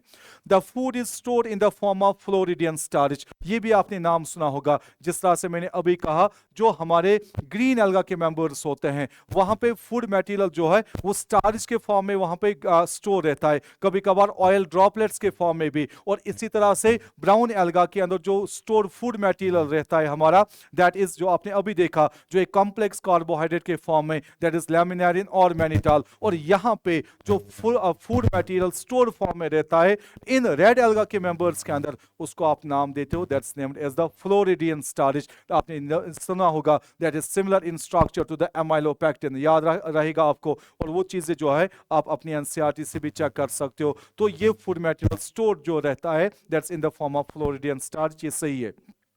Usually reproduce vegetatively by fragmentation, बिल्कुल सही बात है, आपकी एनसीईआरटी की लाइन है, फ्रेगमेंटेशन की वजह से वो वेजिटेटिवली रिप्रोड्यूस करते हैं। Sexual reproduction is an isogamous, ये एक यहाँ पे गलत बात है, क्योंकि सेक्सुअल रिप्रोडक्शन जो हम रेड एल्गा के मेंबर्स के अंदर देखते हैं that is a type of oogemus। तो आपने ये चीज यहाँ पे याद रखा, red alga shows the oogemus type of reproduction. तो यहाँ पे ये हमारा जो है ये रॉन्ग स्टेटमेंट हमारा आ गया, तो ये हमारा यहाँ पे इसका आंसर निकल के आएगा, that's option number 4, right. So moving to next question. Next question जो है वो 3 क्लासेस ऑफ एल्गा दिए हुए हैं और दूसरे साइड से उनके सेल वॉल की कंपोजिशन दिखाई हुई है, तो हमें इनको आपस में मैच करना है। हम देखेंगे क्लोरोफाइसी जो हमारे होते हैं उनके सेल्स के अंदर जब हम सेल वॉल की कंपोजिशन देखते हैं तो उसमें वो सेल वॉल एक तो सेल्यूलोज का बना रहता है और वो पैक्टोज का बना रहता है, राइट। आपने सुना होगा जो इन क्लोरोफाइसी के मेंबर्स में इनर सेल वॉल होगा वो सेल्यूलोज का बनता है, और जो आउटर सेल वॉल होता है आउटर सेल वॉल वो वहां पे पैक्टोस या पैक्टिन का बना रहता है। तो क्लोरोफाइसी के लिए ये सेल वॉल की कंपोजिशन। फियोफाइसी के रिलेटेड आपने सुना होगा उनका सेल वॉल जो है वो सेल्यूलोज का बना रहता है और उसके साथ साथ एल्जिन या एल्जिनिक एसिड का भी बना रहता है, राइट। तो ये इसके रिलेटेड है। तो रोडोफाइसी के अंदर हमने सुना है उनका सेल वॉल सेल्यूलोज का बना रहता है जिसके साथ साथ पैक्टिन भी प्रेजेंट होगा और पॉलीसल्फेट एस्टर्स पर्टिकुलरली आपने देखा होगा। बिल्कुल सिंपल सा मैच दिया हुआ है, मैच जिस टाइप का भी होगा जिस हिसाब से भी बनाया होगा आपको कंपोजिशन याद रहनी चाहिए किसमें किस टाइप की है। तो सिंपली हमने देखा कि ए के साथ 1B2 एंड C3 ऑप्शन इसके रिलेटेड सही है। तो इससे आपका ये क्वेश्चन जो है एनसीईआरटी के लाइन के फॉर्म में आपको ये रिवाइज होगी। Moving to next question, again जो है एल्गा के इकोनॉमिक इंपॉर्टेंस पे हम देखते हैं। एक सब्सटेंस आपने नाम सुना होगा वाटर होल्डिंग सब्सटेंस, राइट। आपने फाइकोकोलाइड हाइड्रोकोलाइड का नाम सुना होगा जिनमें कैपेबिलिटी होती है वाटर को होल्ड करने की। उन्हीं में हमने यहाँ पे एग्जांपल आई है that is the algin and the carrageenan, these are basically the hydrocolloids, आपने नाम सुना होगा। These are hydrocolloids। Hydrocolloid sir हमने नाम सुना है जिनमें वाटर होल्डिंग कैपेसिटी रहती है, वाटर होल्डिंग कैपेसिटी, उसमें हमने नाम सुना है एल्जिन एंड कैरेजीन का। यहाँ क्वेश्चन दिया हुआ है कि ये एल्जिन एंड कैरेजीन जो है ये हमें कहाँ से ऑब्टेन होता है, कहाँ से हासिल होता है। एल्जिन हम सब जानते हैं, अभी आपने देखा ये एल्जिन प्रेजेंट होता है आपके फियोफाइसी ब्राउन एल्गा के सेल वॉल के अंदर। तो जाहिर सी बात है ये एल्जिन हमें मिलेगा फियोफाइसी के मेंबर से, और कैरेजीन जो है वो हमें रोडोफाइसी या रेड एल्गा के मेंबर से मिलता है, आपने नाम सुना होगा, राइट। राइट। तो ये जो है आपको याद रखना है, ऑप्शन नंबर सेकंड जो है इसमें सही है कि Elgin is obtained from the members of the Phaeophyceae or brown alga and carrageen is obtained from the members of the red alga or the Rhodophyceae, right। तो ये क्वेश्चन नंबर 14 हमारा हो गया। Moving on to question number 15, यहाँ पे again examples के form में यहाँ पे 4 एग्जाम्पल्स है। एक स्पायरोगाइरा, सर ये स्पायरोगाइरा हम जान चुके हैं, it is the member of alga. और इसी तरह से ये fucus, again it belongs to alga, right. ये पॉलीसाइफोनिया सर, अगेन ये एल्गा में आ जाता है। और ये डिक्टियोटा, अगेन ये भी हमारे एल्गा की एग्जाम्पल है। बट इसके साथ साथ आपको ये भी याद रखना है कि ये किन एल्गा को बिलोंग करते हैं। सर स्पायरोगाइरा जो है it belongs to the green alga, right. ये फ्यूकस जो हमारा है it belongs to the brown alga. इसी तरह से जो पॉलीसाइफोनिया हमारा है it belongs to the red alga. आपको पॉलीसाइफोनिया याद रखना है, जिलीडियम, ग्रासिलेरिया वो हमारे जो है रेड एल्गा के मेंबर्स वहां पे। और डिक्टियोटा, सारगैसम, लेमिनेरिया ये हमारे जो है अगेन ब्राउन एल्गा के मेंबर्स है। तो इनके रिलेटेड यहाँ पे कुछ फीचर्स लिखे हुए हैं और यहाँ पे ये भी लिखा हुआ है कि वो किस क्लास को बिलोंग करते हैं। मैंने आपको पहले ही बोला वो किस क्लास को बिलोंग करते हैं, तो इस हिसाब से आपका ये क्वेश्चन जरा इजी हो जाएगा। आप जरा देखो, स्पायरोगाइरा के रिलेटेड लिखा हुआ है उनके पास गमीट्स जो होते हैं they have 2 to 8 apical flagella. In fact मैं यहां पे लिखूं इक्वल एपाइकल फ्लैजला उनके पास होते हैं। बिल्कुल सही है, क्योंकि स्पायरोगाइरा ग्रीन एल्गा का मेंबर है और उनके फ्लैजिलेशन के अंदर हम ये पढ़ चुके हैं कि उनके फ्लैजिलेशन के अंदर हम ये जान चुके हैं उनके पास गमीट्स में 2 से 8 एपाइकल और इक्वल फ्लैजला होते हैं। बट साथ में लिखा हुआ है कि ये स्पायरोगाइरा बिलोंग करता है फियोफाइसी को। नो, ये फियोफाइसी को बिलोंग नहीं करता। मैंने आपको समझाया वो ग्रीन एल्गा का मेंबर है, तो ये हमारा करेक्ट मैच नहीं आएगा। हमें यहाँ पे करेक्ट मैच को देखता है। उसके साथ number second, Fucus belongs to brown algae, they have pyriform zoospores with 2 heterokont apical flagella. जरा आप यहां पे ये देखो, इसमें लिखा हुआ है उनमें पायरिफॉर्म जूस्पोर्स होते हैं, that means pear shaped zoospores होते हैं। सर हमने अभी ये देखा था ब्राउन एल्गा में gametes as well as zoospores की शेप सेम रहती है, that is both of them are pyriform और pear shaped with 2 heterokont. Heterokont means उनमें 2 अनइक्वल फ्लैजिला रहते हैं, तो इसका मतलब है अनइक्वल फ्लैजिला। वो तो सही बात है, मगर वो उनके एपाइकल एंड पे नहीं होते हैं, वो असल में उनके लेटरल साइड से या उनके जो है लेटरल एंड पे प्रेजेंट रहते हैं। तो ये एपाइकल यहाँ पे लिखा हुआ है वो लेटरल होना चाहिए था। और उसके साथ ये भी लिखा हुआ है कि ये फ्यूकस जो ब्राउन एल्गा का मेंबर है लिखा हुआ है वो क्लोरोफाइसी को बिलोंग करता है, तो ये गलत स्टेटमेंट या गलत मैच हमारा आ जाएगा। नंबर थर्ड पे हम मूव करते हैं। पॉलीसाइफोनिया मैंने कहा that belongs to the red alga. Absence of motile gametes, बिल्कुल सही बात है। जब क्वेश्चन में आपको पूछा जाएगा कि किस क्लास ऑफ एल्गा में फ्लैजिला बिल्कुल भी नहीं बनते हैं गमीट्स के अंदर पर्टिकुलरली, तो हमारे रेड एल्गा के मेंबर्स की एग्जांपल वहां पे आ जाएगी। तो यहां पे यही लिखा हुआ है कि यहां पे जो गमीट्स होंगे एब्सेंस ऑफ मोटाइल गमीट्स, तो दैट मींस इनके गमीट्स में कभी भी फ्लैजिला का फॉर्मेशन नहीं होता है। ये इन रेड एल्गा के मेंबर्स के लिए बिल्कुल सही है, आपने एनसीईआरटी याद रखी होगी। एंड ये भी लिखा हो कि ये रोडोफाइसी रेड एल्गा का मेंबर है, तो मुझे लगता है ये मैच हमारा यहां पे बिल्कुल करेक्ट आ गया। अच्छा जरा ये भी देख लेते हैं, डिक्टियोटा जो है वो ब्राउन एल्गा का मेंबर है, चलो ठीक बात है। इसमें लिखा हुआ है presence of polysulphate esters in the cell wall. Sir हमने कुछ देर पहले देखा ब्राउन एल्गा में पॉलीसल्फेट एस्टर्स नहीं होते हैं, उनके सेल वॉल के अंदर सेलुलोज के साथ साथ एल्जिन और एल्जिनिक एसिड रहता है, तो ये गलत बात है, राइट। और ये लिखा हुआ है that belongs to phaeophyceae. Phaeophyceae तो सही है मगर सेल वॉल की कंपोजिशन सही नहीं है। पॉलीसल्फेट एस्टर्स को हम रेड एल्गा के मेंबर्स में देखते हैं, तो ये हमारा यहाँ पे रॉन्ग आ जाएगा। तो ये करेक्ट मैच जो है वो हमारा ऑप्शन नंबर 3 आ गया। और इसके रिलेटेड जो जितने भी पॉइंट्स हमारे एनसीईआरटी के थे इसी बहाने हमारे वो रिवाइज भी यहां पे हो चुके हैं। सो नेक्स्ट क्वेश्चन एक डायग्राम है, जितने भी डायग्राम से आपको उनकी लेबलिंग आनी चाहिए और पहचाना भी है कि कौन सा मेंबर किसको बिलोंग करता है, उसका नाम क्या है। जरा यहाँ पे क्वेश्चन लिखा हुआ है एल्गा जो इस फिगर में यहाँ पे दिया हुआ है, ये वाला एल्गा आप देख रहे होंगे। Alga given in the figure is related to which class, ये किस क्लास को बिलोंग करता है ये वाला एल्गा। ये एल्गा आपने देखा होगा, ये कॉलोनियल फॉर्म में एक एल्गा हमारा है। आपने देखा होगा अपनी एनसीईआरटी की डायग्राम्स, आपने नाम याद रखा होगा उनका, जिसका नाम है that's named as the volvox. और इसमें आपने देखा होगा ये एक पेरेंट यहाँ पे कॉलोनी और उसके अंदर फिर ये डॉटर कॉलोनीज यहाँ पे, और इनकी कॉलोनी में डेफिनेट नंबर ऑफ सेल्स होता है। सिनोबियम भी आपने शायद नाम जो है याद रखा होगा। तो ये हमारा जो एल्गा जिसका डायग्राम यहाँ पे दिया हुआ है ये वॉलवॉक्स है, और वॉलवॉक्स आप जानते हो that belongs to the green alga, that belongs to the chlorophyceae. तो ये क्लोरोफाइसी हमारा यहाँ पे सही आंसर आ जाएगा, राइट। एक सिंपल सा क्वेश्चन, बट डायग्राम्स को आपको देखने की जरूरत है, याद रखने की जरूरत है।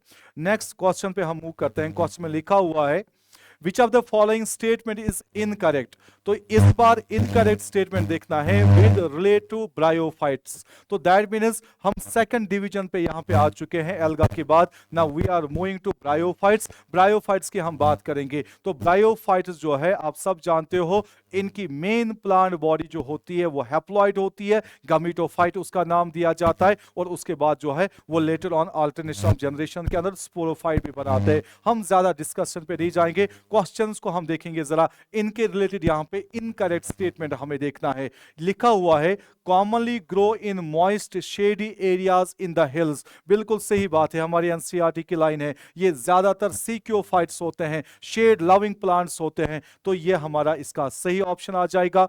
Amphibians of the plant kingdom, अगर आपने नाम सुना होगा, विच of the following plants are known as the amphibians of the plant kingdom। Bryophytes का नाम लिखा जाता है।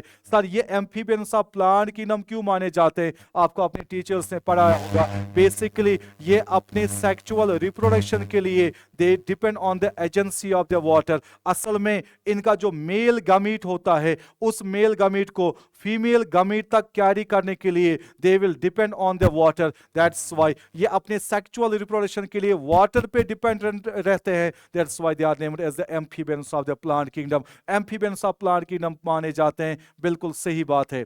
Play an important role in plant succession, नाम सुना होगा प्लांट सक्सेशन। तो एक प्लांट की कम्युनिटी दूसरी प्लांट की कम्युनिटी से रिप्लेस हो जाती है on bare rocks along with the lichens. तो असल में जो हमारे बेयर रॉक्स होते हैं, ऐसे चट्टान जहां पे कोई वेजिटेशन नहीं है, वहां सबसे पहले लाइकन्स के साथ साथ फिर ब्रायोफाइट्स के मेंबर्स पर्टिकुलरली मॉसेस आ जाते हैं। आपने सुना होगा। तो मॉसेस जो है वो एक इंपॉर्टेंट रोल प्ले करते हैं किसमें? प्लांट सक्सेशन के अंदर। तो ये वाला स्टेटमेंट भी हमारा यहाँ पे सही स्टेटमेंट आ जाएगा। उसके बाद लिखा हुआ है plant body is less differentiated than alga. बिल्कुल गलत बात है, क्योंकि एल्गा से ज्यादा डिफरेंशिएटेड प्लांट बॉडी हम ब्रायोफाइट्स की देखते हैं। ब्रायोफाइट्स की प्लांट बॉडी के अंदर हम देखते हैं कोई, हाँ यहां पे भी इनकी प्लांट बॉडी जो है that is thalloid. That means यहां पे भी कोई ट्रू स्टेम या लीफ या रूट लाइक स्ट्रक्चर नहीं होता है। बट याद रखिएगा लीफ लाइक स्ट्रक्चर्स बने स्टार्ट हो जाते हैं, रूट लाइक स्ट्रक्चर्स बने स्टार्ट होते हैं इन the form of rhizoids, leaf like structures बने स्टार्ट हो जाते हैं। तो दैट मींस ब्रायोफाइट्स की प्लांट बॉडी ज्यादा डिफरेंशिएटेड रहती है as compare to the plant body of the alga. But यहां पे लिखा हुआ है इनकी प्लांट बॉडी लेस डिफरेंशिएटेड होती है देन एल्गा, जो कि गलत बात है। एल्गा की बॉडी से भी ज्यादा डिफरेंशिएटेड ब्रायोफाइट्स की बॉडी रहती है। बिल्कुल आपके एनसीईआरटी की लाइन है। तो ये हमारा स्टेटमेंट जो आ जाएगा ये हमारा इनकरेक्ट स्टेटमेंट आ जाएगा यहां पे। That is our option number 4, right. So bryophytes पे ये क्वेश्चन था। ब्रायोफाइट्स पे बहुत सारे क्वेश्चंस हम देख रहे हैं। Question number 8, read the following statements, right, and choose the correct option. इस बार हमें करेक्ट ऑप्शंस का सेट यहां पे ढूंढना है विद रेस्पेक्ट टू अगेन जो हमारा ब्रायोफाइट्स के रिलेटेड ही होगा।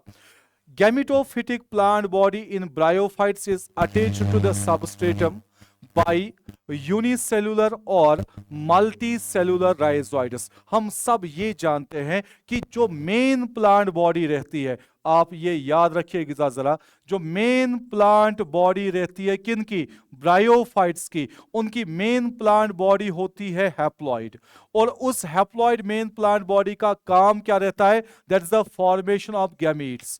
इसीलिए उनकी प्लांट बॉडी को हम नाम देते हैं that's named as the gametophyte, right. और उस गैमीटोफाइट को जब कभी भी अपने सबस्ट्रेटम के साथ अटैच करना होता है तो सबस्ट्रेटम के साथ खुद को अटैच करते हैं by the root like structures, जिनका आप नाम देते हो they are named as the rhizoids. फिर हम ये भी जानते हैं वो राइजोइड्स जो है वो इनके लिवर वर्ड्स के जो मेंबर्स हैं। हम जानते हैं ब्रायोफाइट्स के 2 groups of plants, liverworts and mosses. Liverworts में वो राइजोइड्स होते हैं यूनिसेलुलर, और जो हमारे मॉसेस होते हैं उन मॉसेस के अंदर जो हमारे वहां पे राइजोइड्स होते हैं दे आर मल्टी सेलुलर। तो दैट मीन्स मेन प्लांट, इस मेन प्लांट का मतलब जब भी कभी भी आप ब्रायोफाइट का प्लांट देखते हो, मैंने आपके सामने ब्रायोफाइट का प्लांट रखा, आपसे पूछा बताओ इस ब्रायोफाइट की प्लांट बॉडी को आप क्या समझोगे, क्या ये इसका स्पोरोफाइट है या गैमेटोफाइट? सर इसकी मेन प्लांट बॉडी होती है गैमेटोफाइट, क्योंकि इनकी सेल्स हैप्लॉइड होती है और गैमेटोफाइट हैप्लॉइड रहता है। तो ये गैमेटोफाइट जो है वो अपने सबस्ट्रेटम के साथ अटैच करता है by the root like structures जिनका नाम राइजोइड्स देखते हैं। और राइजोइड्स कभी कभार यूनिसेलुलर होते हैं like in case of liverworts, और कभी कभार जैसे मल्टी सेलुलर होते हैं in case of the mosses. तो ये स्टेटमेंट हमारा जो आ जाएगा ये correct statement.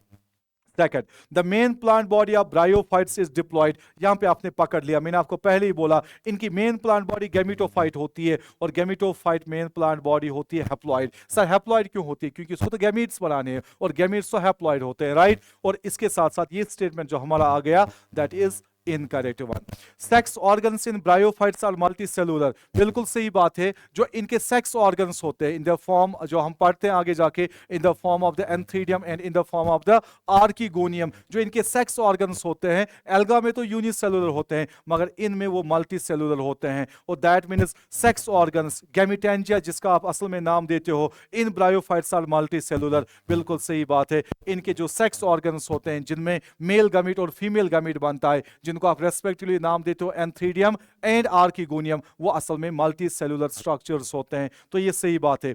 Mail sex organ is called antheridium, बिल्कुल सही बात है। Male sex organ male gametangium का नाम है एंथीडियम, और एंथीडियम के अंदर फॉर्मेशन होता है किस चीज का?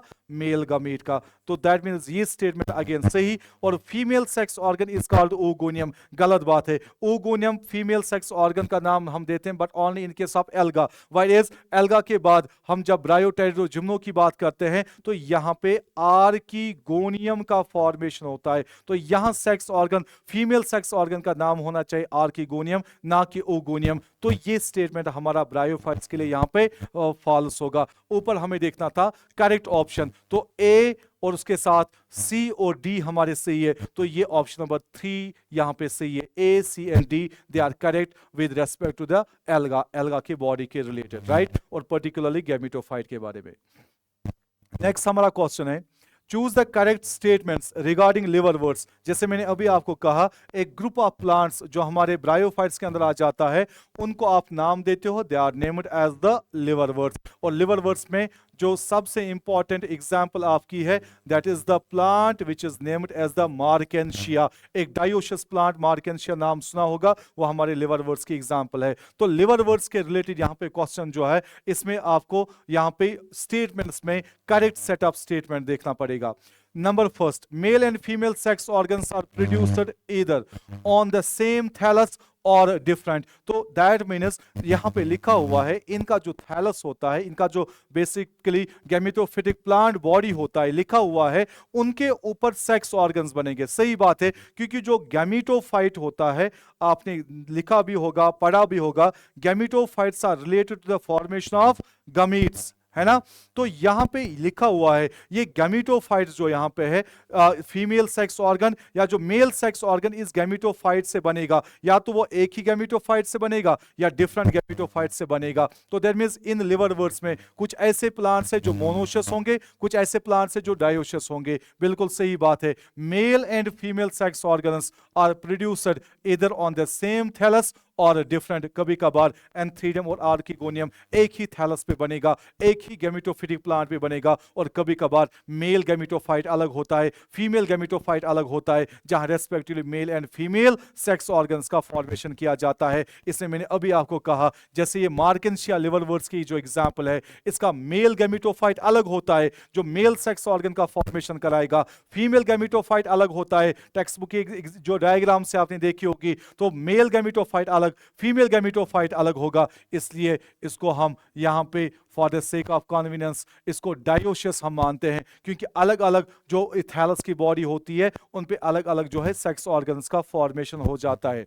Number B statement, sporophyte is differentiated into foot, seta and capsule. Alternation of generation के अंदर हम ये देखते हैं कि जब भी ये गैमीटोफाइट गमीट्स का फॉर्मेशन करा देता है, आगे जाके जब ये मेल गमीट फीमेल गमीट का फॉर्मेशन कराते हैं, उसके बाद उनका फ्यूजन किया जाता है, फ्यूजन के बाद जाइगोट का फॉर्मेशन किया जाता है, और जाइगोट में रिडक्शन डिवीजन जल्दी नहीं हो जाता है, मियोसिस नहीं हो जाती है, और उसके बाद क्या होगा, यहाँ पे एक बॉडी बन जाती है जिसका नाम लिखा जाता है, that's called as the sporophyte.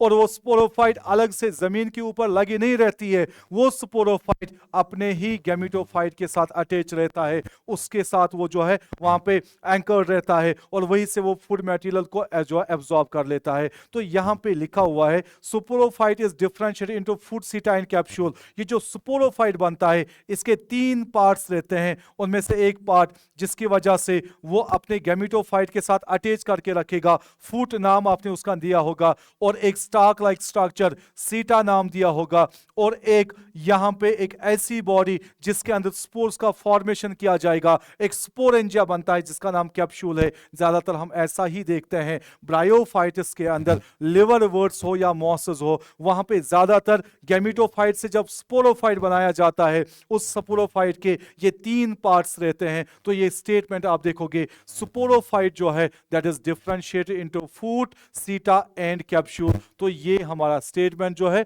ये अगेन हमारा राइट स्टेटमेंट आ जाएगा। After meiosis spores are produced within the capsule. तो दैट मींस ये जो कैप्सूल बनता है, आपने सुना होगा इस कैप्सूल के अंदर स्पोर मदर सेल्स बन जाती है, उनमें प्रोसेस होती है मियोसिस की, और उस मियोसिस की वजह से लेटर ऑन स्पोर्स का फॉर्मेशन किया जाता है। मैं आपको सारा लाइफ साइकिल तो नहीं पढ़ाऊंगा, थोड़ा सा जो हमें क्वेश्चन के लिए यहाँ पे जरूरी है, हम इस कैप्सूल के अंदर जिन स्पोर मदर सेल्स को देखते हैं वो डिफरेंशिएट हो जाती है, उसके बाद मियोसिस में होती है, और इलेक्ट्रॉन उनमें उसमें स्पोर्स का फॉर्मेशन किया जाता है। तो सही बात है, आफ्टर मियोसिस हमारे पास स्पोर्स का प्रोडक्शन हो जाता है with in these special type of sporangia जिनका नाम कैप्सूल दिया जाता है। तो कैप्सूल ऐसे हमारे पास ऑर्गन्स है जिनके अंदर अल्टीमेटली स्पोर्स का फॉर्मेशन किया जाता है। तो दैट मींस स्पोर्स जब भी बनाने होते हैं, स्पोरोफाइट से बनाओगे तो यहाँ पे कैप्सूल के अंदर बनेंगे। Spores after germination form free living gametophyte. जब ये स्पोर्स जर्मिनेट करेंगे, ये एक नई प्लांट बॉडी, एक नया ब्रायोफाइट प्लांट बॉडी का फॉर्मेशन करा देता है। तो ये भी हमारा बिल्कुल सही ऑप्शन यहाँ पे आ जाएगा। तो इसमें हमें देखना था द करेक्ट स्टेटमेंट कौन कौन सा है। चारों के चारों स्टेटमेंट्स लिवर वर्ड्स के लिए बिल्कुल करेक्ट है। तो इसमें ऑप्शन नंबर फर्स्ट हमारा सही रहेगा, A B C and D, all these options are correct with respect to the liver words.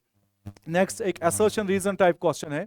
Assertion लिखा हुआ है bryophytes show alternation of generation. बिल्कुल, ब्रायोफाइट्स में होता है alternation of generation. Alternation of generation आप सब जानते हो, जहां पे गैमीटोफाइट से स्पोरोफाइट का फॉर्मेशन किया जाता है by the production of the gametes. तो दैट मींस गैमीटोफाइट से गमीट्स बनेंगे, उससे जाइगोट बनेगा, जाइगोट से स्पोरोफाइट बनता है, फिर स्पोरोफाइट से स्पोर्स बनेंगे, वो स्पोर्स जर्मिनेट करा देते हैं, तो उनसे उन स्पोर्स के जर्मिनेशन के बाद वहां पे गमीटोफाइट का प्रोडक्शन किया जाता है। तो इनके लाइफ साइकिल के अंदर गमीटोफाइट से स्पोरोफाइट बनेगा, फिर लेटर ऑन स्पोरोफाइट से जो है स्पोर्स के जरिए एक नया गमीटोफाइट बनेगा। इसको आप अल्टरनेशन ऑफ जनरेशन नाम देते हो। तो दैट मींस असर्शन यहां पे बिल्कुल ट्रू हमारा है कि यहां पे अल्टरनेशन ऑफ जनरेशन रहता है, वो किस किस के बीच में, गैमीटोफाइट एंड स्पोरोफाइट। तो रीजन यहां पे लिखा हुआ है ब्रायोफाइट्स हैव इंडिपेंडेंट गैमीटोफाइट। तो दैट मींस ये तो बिल्कुल सही है कि इनके पास जो गैमीटोफाइट रहता है वो इंडिपेंडेंट रहता है, क्योंकि जब भी आप ब्रायोफाइट का प्लांट देखते हो असल में आप गैमीटोफाइट देखते हो, राइट। तो वो गैमीटोफाइट जो है वो फोटोसिंथेसिस करेगा, वो अपने आप के लिए खाना बनाएगा, वो किसी पे डिपेंडेंट नहीं रहेगा। बट मुझे लगता है रीजन होना चाहिए यहाँ पे कि एक तो इंडिपेंडेंट गैमीटोफाइट होता है और साथ साथ में यहाँ पे डिपेंडेंट स्पोरोफाइट रहता है उस गैमीटोफाइट के अंदर। तो रीजन तो लिखा हुआ है बट पूरा रीजन नहीं लिखा है जो अल्टरनेशन ऑफ जनरेशन को यहाँ पे डिफाइन कर देता। यहाँ पे होना चाहिए था, यहाँ पे ब्रायोफाइट्स में स्पोरोफाइट बनता है, फिर उसके बाद जो है वो डिपेंडेंट होता है ऑन द गेमेटोफाइट, तो दोनों का नाम यहाँ पे लिखा होना चाहिए था। हालांकि ये बात सही है, ब्रायोफाइट्स हैव इंडिपेंडेंट गेमेटोफाइट, बिल्कुल सही बात है, इनकी मेन प्लांट बॉडी गेमेटोफाइट ही होती है ब्रायोफाइट्स की, ये तो सही है, मगर ये रीजन असर्शन का बिल्कुल ट्रू एक्सप्लेनेशन नहीं है, इसमें कुछ एडिशनल पॉइंट्स होने चाहिए थे इसके स्पोरोफाइट के रिलेटेड। तो ऑप्शन नंबर बी हमारा सही आ जाएगा। बोथ असर्शन एंड रीजन जो है वो सही है, but reason is not correct explanation of the assertion, क्योंकि ब्रायोफाइट्स में अल्टरनेशन ऑफ जनरेशन के अंदर स्पोरोफाइट भी आता है और स्पोरोफाइट रीजन में यहाँ पे कहीं पे नहीं लिखा हुआ है। ऐसे क्वेश्चंस को आपको बड़े गौर से देखना होता है और बड़े जो है आपको अक्लमंदी से इनका आंसर निकालना होता है। तो ये आपका एक असर्शन रीजन टाइप क्वेश्चन यहाँ पे रहा।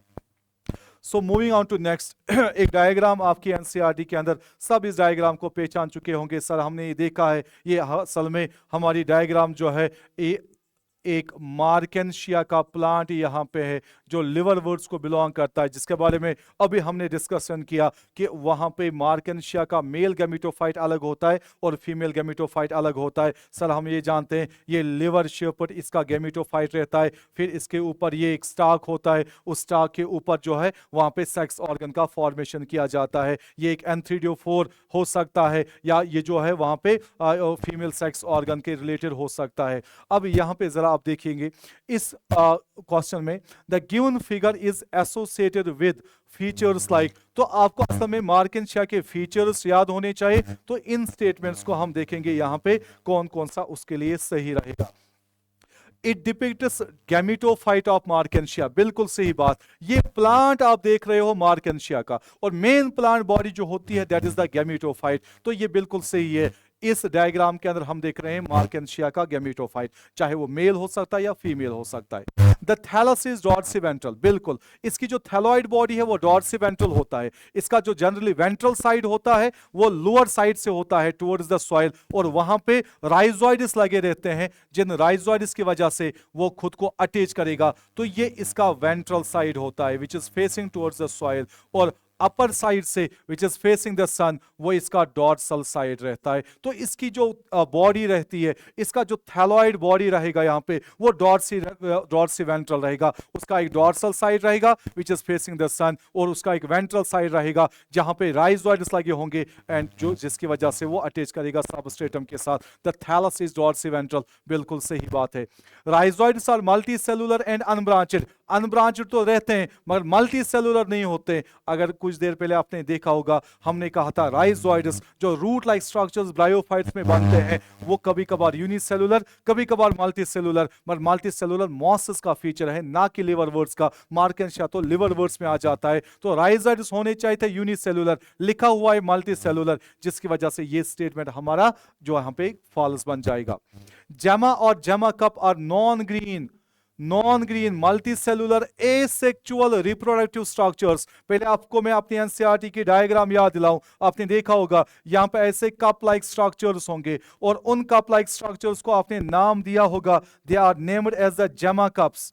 आपने नाम सुना होगा और याद भी रखा होगा, they are named as gemma cups. ये जेमा कप्स इसके डॉर्सल साइड से प्रेजेंट रहते हैं और उन जेमा कप्स में यहाँ पे एक ग्रीन कलर का यहाँ पे मल्टी सेलुलर स्ट्रक्चर रहता है जिसको आप नाम देते हो that is named as the जेमा।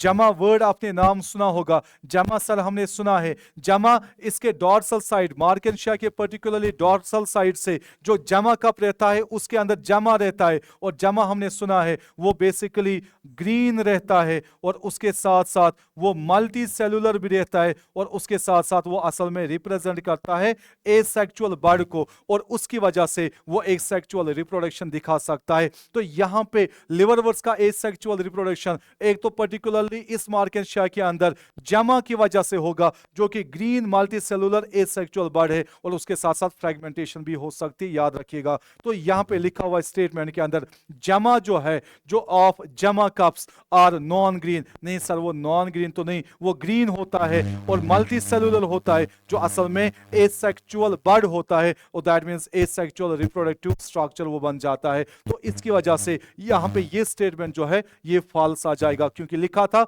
वो नॉन ग्रीन होता है, जमा ग्रीन होता है, मल्टी सेलुलर होता है और एसेक्सुअल बर्ड को रिप्रेजेंट करता है। मार्केंशिया के डॉर्सल साइड से जमा कप्स के अंदर बनता है, and they are the structures for asexual reproduction.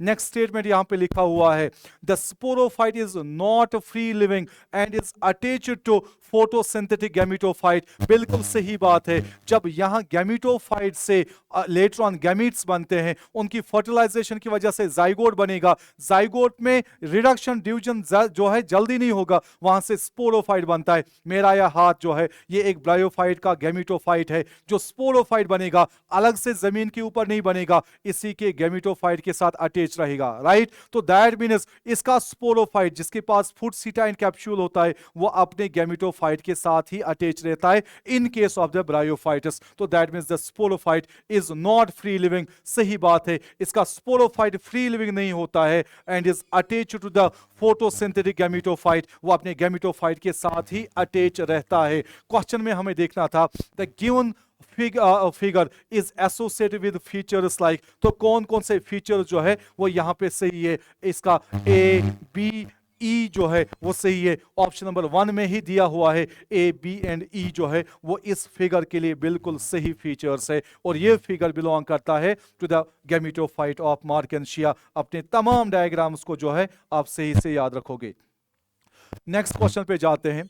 Identify the A and be in the following figure. Again एक फिगर यहां पे है सर, इस फिगर को भी हमने बहुत अच्छे से जो है देखा हुआ है और हमने याद भी रखा है। ये असल में जो है ब्रायोफाइट्स में ही मॉसिस का मेंबर है, जिसको आप नाम देते हो that is named as the Funaria.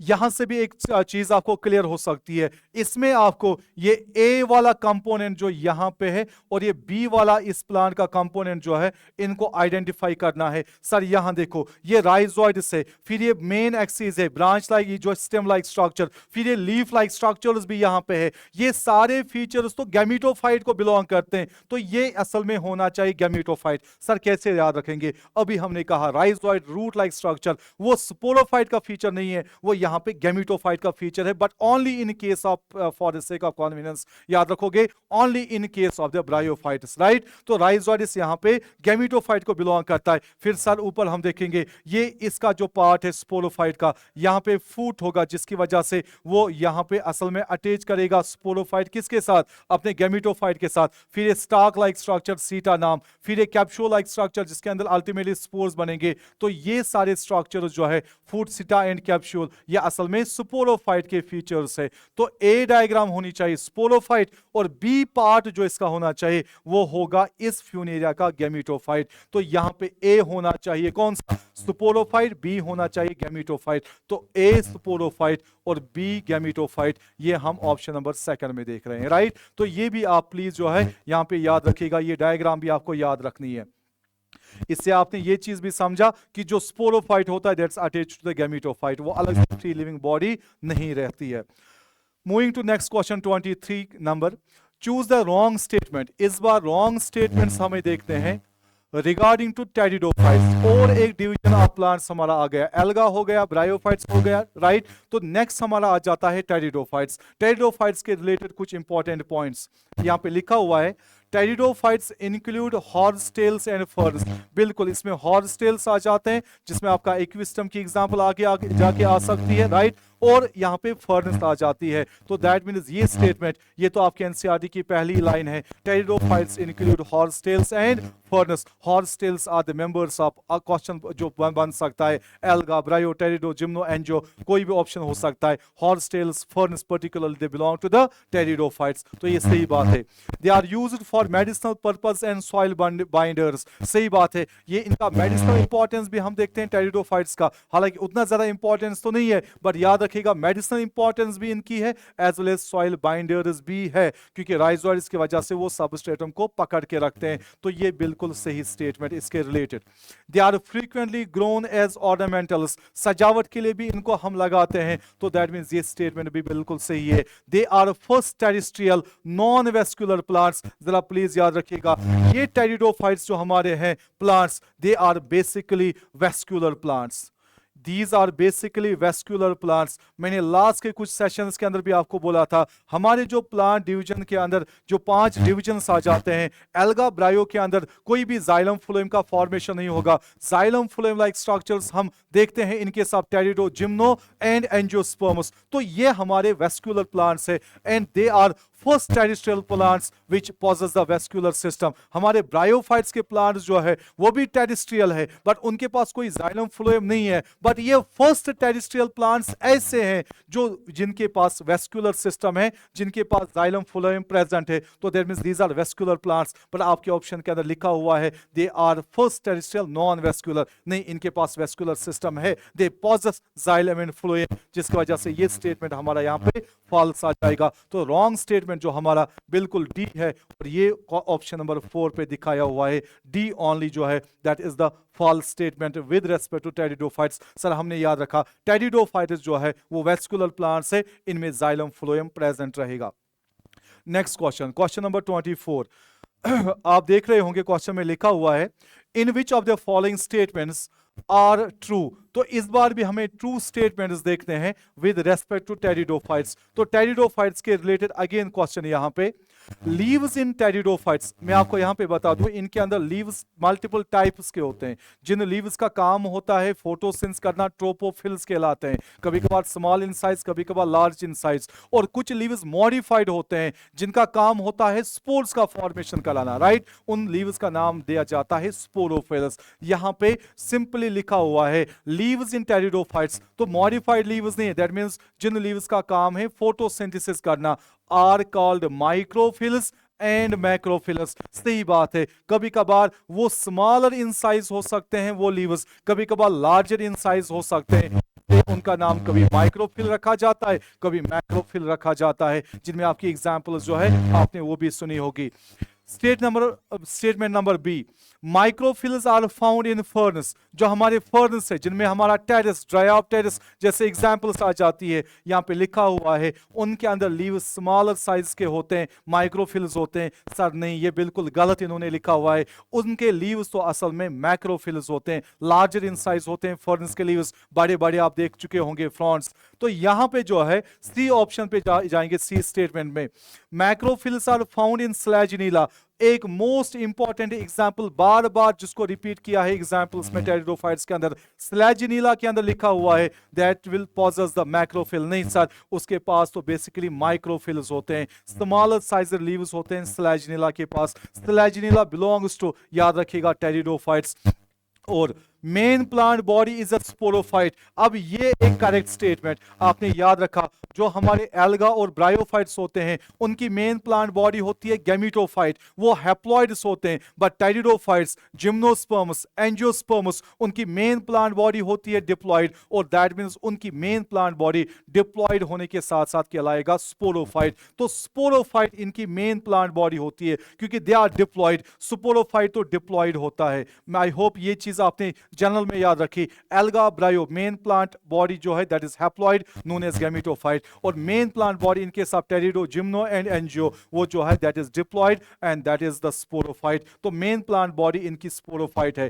True root, stem and leaves are present. बिल्कुल सर, अभी तक एल्गा ब्रायोफाइटा की प्लांट बॉडी थैलॉइड कहलाती थी because true root, stem and leaves were absent. But पहली बार हम यहां पे देख रहे हैं कि एवोल्यूशन के अंदर true root, stem and leaf का फॉर्मेशन हुआ, वो भी पर्टिकुलरली किन के अंदर, टेरिडोफाइट्स के अंदर। तो यहां पे अगर कभी क्वेश्चन बन जाए ट्रू रूट और स्टेम का फॉर्मेशन सबसे पहले किन में हुआ, सर इनके सब टेरिडोफाइट्स। जाइलम फ्लोएम सबसे पहले किन में बना, इनके सब टेरिडोफाइट्स। तो ये स्टेटमेंट बिल्कुल यहां पे सही रहेगा। तो ट्रू स्टेटमेंट्स हमारे कौन कौन से हैं, ए बी आ गया, डी और ई। तो ए बी और ए हमारा, उसके बाद डी और उसके बाद ई। ए डी एंड ई, यहां पे शायद गलती हो चुकी है। ये ए डी एंड ई यहां पे जो है आप इसको यहां पे करेक्ट मान के लिए चलोगे, राइट। तो ये बिल्कुल मैं आपको फिर से कहूं, इनके पास लीव्स जो होते हैं वो माइक्रोफिल्स कहलाते हैं या मैक्रोफिल्स कहलाते हैं। उसके बाद मेन प्लांट बॉडी जो होती है दैट इज स्पोरोफाइट, और true root stem and leaves का फॉर्मेशन भी होता है इनके अंदर। और दैट मीन्स यहाँ पे ट्रू आ गया हमारा, ए भी आ गया, डी भी आ गया और ई भी आ गया। तो ए डी एंड ई जो है आप यहाँ पे याद रखोगे, ये बिल्कुल सही है इसके related. So next question, read the following statements and choose the incorrect statement. इस बार हमें इनकरेक्ट स्टेटमेंट्स का सेट देखना है यहाँ पे पर्टेनिंग टू टेरिडोफाइट्स। इस बार टेरिडोफाइट्स पे ही क्वेश्चन है और इस बार हमें यहाँ पे कौन से स्टेटमेंट्स देखने हैं, incorrect ones. Number first, in most cases the sporophylls form compact structures called strobili or cones। मैंने अभी कहा इनके अंदर मॉडिफाइड लीव्स आ जाते हैं जिनका काम होता है रिप्रोडक्शन में हेल्प करना, जिनका काम होता है स्पोर्स का फॉर्मेशन कराना, उसको आप नाम देते हो स्पोरोफिल्स। वो स्पोरोफिल्स यूजुअली जो होते हैं वो अलग अलग होते हैं, बट कभी कभार वो स्पोरोफिल्स जो है वो एग्रीगेशन में आ जाते हैं, झुंड में आ जाते हैं और एक कॉर्न लाइक स्ट्रक्चर का फॉर्मेशन करा देते हैं या स्ट्रॉबिलाई का फॉर्मेशन करा देते हैं। बट वो हम ज्यादा केसेस में नहीं देखते हैं। मोस्ट ऑफ द केसेस में जो स्पोरोफिल्स मॉडिफाइड लीव्स होते हैं वो अलग अलग ही प्रेजेंट रहते हैं, चाहे वो एक ही टाइप के हो चाहे वो दो टाइप्स के होंगे। बट यहां पे लिखा है मोस्ट केसेस में स्पोरोफिल्स जो है वो स्ट्रॉबिलाई का फॉर्मेशन कराएंगे या कॉर्न्स का फॉर्मेशन कराएंगे। ये बिल्कुल गलत बात है क्योंकि ज्यादातर केसेस में वो अलग अलग होते हैं और कुछ केसेस के अंदर वो कॉर्न लाइक स्ट्रक्चर्स बनाते हैं। ज्यादा कॉर्न लाइक स्ट्रक्चर्स का फॉर्मेशन जो है वो हम जिम्नोस्पर्म के प्लांट्स के अंदर देखते हैं। तो ये स्टेटमेंट हमारा इनकरेक्ट आ जाएगा। Number second, the sporangia produce spores by meiosis in spore mother cells। बिल्कुल सही बात है। इनका जो स्पोरोफिल होता है उस स्पोरोफिल में आगे जाके जो है वहां पे स्पोरेंजिया का फॉर्मेशन किया जाता है। स्पोरेंजिया में स्पोर मदर सेल से मियोसिस होके स्पोर्स का फॉर्मेशन किया जाता है। तो ये स्टेटमेंट हमारा करेक्ट आ जाएगा। Spores form thalloid gametophyte called protonema. तो इसमें लिखा हुआ है स्पोर जो होते हैं वो फॉर्म करते हैं थैलॉइड गैमेटोफाइट का, उसका नाम दिया जाता है प्रोटोनीमा। प्रोटोनीमा एक स्पेशल टाइप ऑफ हमारा गैमेटोफाइट का अर्ली स्टेज होता है, only in case of मोसिस।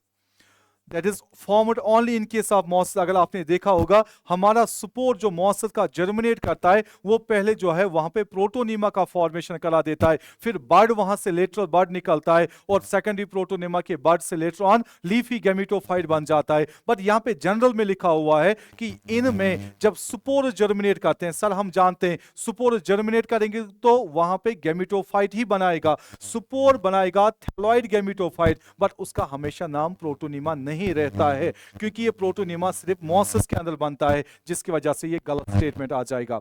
Gametophyte require cool damp and shady places to grow. ये बड़ी अच्छी बात है जो इन्होंने सही लिखी हुई है क्योंकि इनका गैमेटोफाइट जो है वो सिर्फ इन कंडीशंस में ही ग्रो करेगा, cool damp and shady places. इस पे और एक क्वेश्चन हमारा बन सकता है और बना भी है ऐसे क्वेश्चन कि ये जो हमारे टेरिडोफाइट्स के प्लांट्स है वो रिस्ट्रिक्टेड है to the narrow geographical area. क्यों? क्योंकि इनको गैमेटोफाइट्स जो है वो ज्यादातर हॉट कंडीशंस में सर्वाइव नहीं करा पाते, उनको cool damp and shady places ही चाहिए जब भी इनका गैमेटोफाइट बनेगा और उसको सर्वाइव करना पड़ेगा। तो ये सही बात है। और E option the gametophyte bears antheridia and archegonia, सही बात है। Antheridia is male sex organ, archegonia is female sex organ.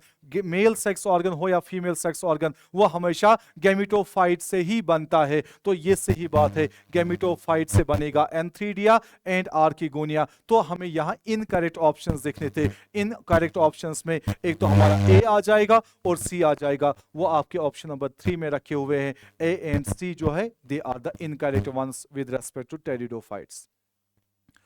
और एक क्वेश्चन हम देखते हैं टेरिडोफाइट्स पे ही। Question number 26, choose the wrong statement. अब यहां पे रॉन्ग स्टेटमेंट्स हमें देखने हैं। Majority of pteridophytes are homosporous. इसका मतलब है होमोस्पोरस का जो सिर्फ सिंगल टाइप ऑफ स्पोर्स का फॉर्मेशन कराते हैं।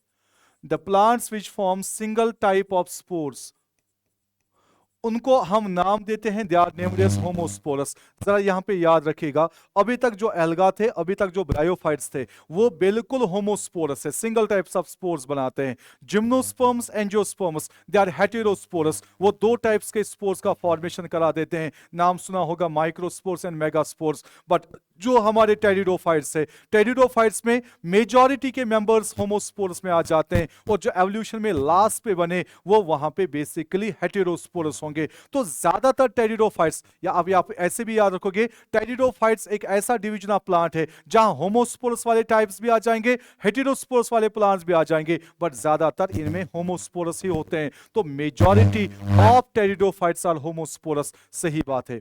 Majority of pteridophytes are heterosporous नहीं, ज्यादातर होमोस्पोरस है, ना कि ज्यादातर हेटेरोस्पोरस है। हेटेरोस्पोरस मैंने अभी कहा वो स्मॉल स्पोर्स बनाते हैं जिनका नाम लिखा जाता है microspores, and they also form large sized spores which are named as the megaspores.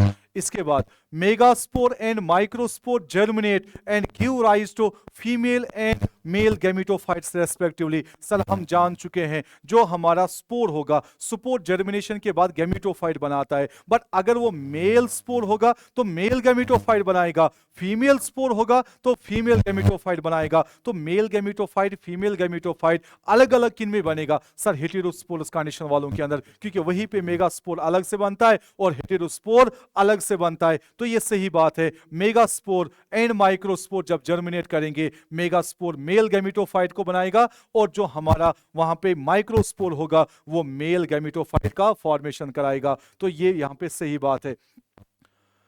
इसके बाद the female gametophyte in pteridophytes are retained on parent sporophyte for variable periods. बिल्कुल सही बात है, जो इनके फीमेल गैमेटोफाइट्स होते हैं उनको अपने पेरेंट स्पोरोफाइट पे ही रिटेन किया जाता है फॉर वेरिएबल टाइम पीरियड्स, जो कि इनके सीड हैबिट के फॉर्मेशन के लिए भी एक इंपॉर्टेंट कंडीशंस है। हम वो अभी आगे जाके भी डिस्कस करेंगे। तो इनमें जरा आप ये याद रखोगे, जो टेरिडोफाइट्स में पर्टिकुलरली हेटेरोस्पोरस वाले टेरिडोफाइट्स होते हैं उनमें फीमेल गैमेटोफाइट को अपने ही पेरेंट प्लांट इनका स्पोरोफाइट है, हमें पता है, तो इनके स्पोरोफाइट पे ही उसको रिटेन किया जाता है फॉर वेरिएबल टाइम पीरियड्स। तो ये भी इसका एक सही स्टेटमेंट आ जाएगा। तो ऑप्शन नंबर सेकंड इसका इनकरेक्ट है, दैट मींस रॉन्ग स्टेटमेंट हमें देखना था। तो ये ऑप्शन नंबर सेकंड जो है ये इसका आंसर बन जाएगा, ये इसका इनकरेक्ट होगा with respect to the pteridophytes.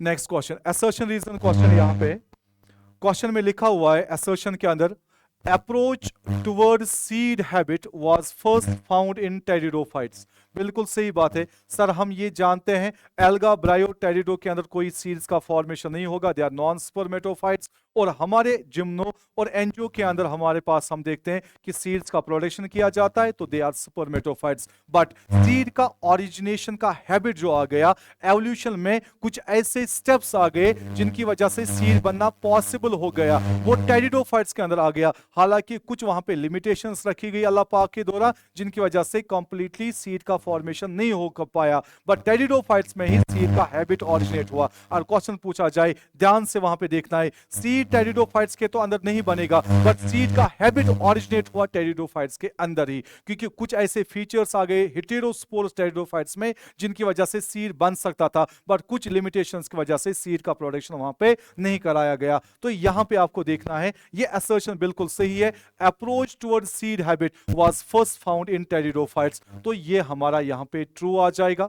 उसके बाद pteridophytes are first terrestrial plants, ये भी सही बात है, they are first terrestrial plants, but those first terrestrial plants which possess the vascular tissues या which possess the vascular system, which possess the vascular system। तो pteridophytes are first terrestrial plants, आधा ही statement है यहां पे आप जोड़िएगा, pteridophytes are first terrestrial plants which possess the vascular system, ये भी हमारा यहां पे ट्रू आ जाएगा। तो दोनों स्टेटमेंट्स या सॉरी दोनों असर्शन एंड रीजन तो ट्रू है, मगर असर्शन की ट्रू एक्सप्लेनेशन हमें उसके रीजन के अंदर नजर नहीं आ रही है, क्योंकि ये जो सीड हैबिट ओरिजिनेट हुआ टेरिडोफाइट्स के अंदर, ये इस वजह से आपने पढ़ा होगा क्योंकि जो हमारा जाइगोट यंग एम्ब्रियो में डेवलप हो जाता है वो उसके फीमेल गैमेटोफाइट के अंदर ही, राइट। तो आप मैं जरा यहां पे आपको याद दिलाऊं, जो आपने पढ़ा होगा इसमें जहां पे जाइगोट बनता है और जाइगोट से जो वहां पे एम्ब्रियो का फॉर्मेशन किया जाता है, दैट मींस इमैच्योर एम्ब्रियो का फॉर्मेशन किया जाता है, वो असल में फीमेल गैमेटोफाइट के अंदर ही होता है। और फीमेल गैमेटोफाइट को रिटेन किया जाता है ऑन द पेरेंट स्पोरोफाइट। ये दोनों चीजें जो है ना, these are very much important. हम इनको प्रिकसर मान के लिए चलते हैं as the seed habit origination in case of pteridophytes. जो यंग एम्ब्रियो का फॉर्मेशन, जो यंग एम्ब्रियो का फॉर्मेशन जाइगोट से होगा, वो होगा फीमेल गैमेटोफाइट के अलग, वो एक प्रिकसर होगा सीड हैबिट के लिए। और फीमेल गैमेटोफाइट का रिटेन होना अपने ही पेरेंट स्पोरोफाइट के ऊपर वेरिएबल टाइम पीरियड्स के लिए, तो वो भी वहां पे एक प्रिकसर बनता है। किस लिए? सीड हैबिट के लिए। तो ये रीजन होना चाहिए, मगर ये रीजन हमें इसके असर्शन में नहीं मिलते हैं। तो बोथ जो है reason as well as assertion they are correct, but reason कोई असर्शन का कोई ट्रू वहां पे एक्सप्लेनेशन या करेक्ट एक्सप्लेनेशन नहीं है, बट दोनों ये ट्रू होंगे, तो ये ऑप्शन इसका सही आ जाएगा, राइट। ऐसे क्वेश्चंस को आपको ध्यान से वहां पे देखना है और आपको आराम से इनके आंसर्स निकालने हैं।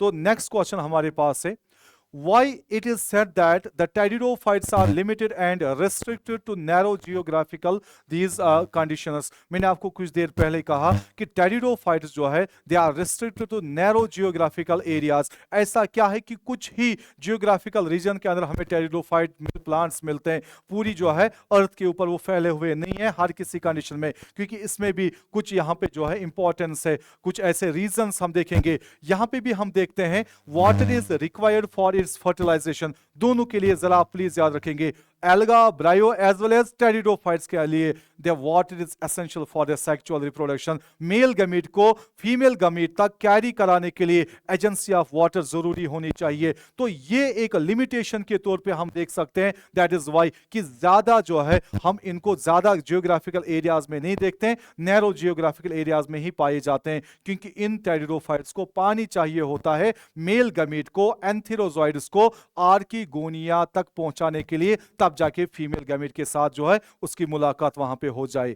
बी स्टेटमेंट लिखा हुआ है, they can produce different kinds of spores. तो डिफरेंट काइंड्स ऑफ स्पोर्स या बनाए या ना बनाए, तब भी जो है वो नैरो जियोग्राफिकल कंडीशंस में ही पाए जाते हैं। तो ये इसके लिए सही रीजन नहीं है। The prothallus formed require cool damp and shady areas to grow. ये सही बात है, क्योंकि इनका जो गैमेटोफाइट बनेगा, जरा प्लीज याद रखिएगा, पर्टिकुलरली जो होमोस्पोरस वाले हमारे टेरिडोफाइट्स होते हैं, होमोस्पोरस टेरिडोफाइट्स, उनका जो गैमेटोफाइट बनता है, वो गैमेटोफाइट जो होगा उसको आप दूसरा नाम देते हो, that is named as the prothallus. तो इनका गैमेटोफाइट जिसका दूसरा नाम प्रोथैलस है, उसको ग्रो करने के लिए वहां पे रिक्वायरमेंट जो है वो कूल डैम्प कंडीशंस होनी चाहिए, शेडी एरियाज होने चाहिए, सिक्योफाइट लाइक कंडीशंस होनी चाहिए वहां पे। तो ये एक सही बात है कि सिर्फ इन एरियाज में ही इसका गैमेटोफाइट ग्रो करा सकता है।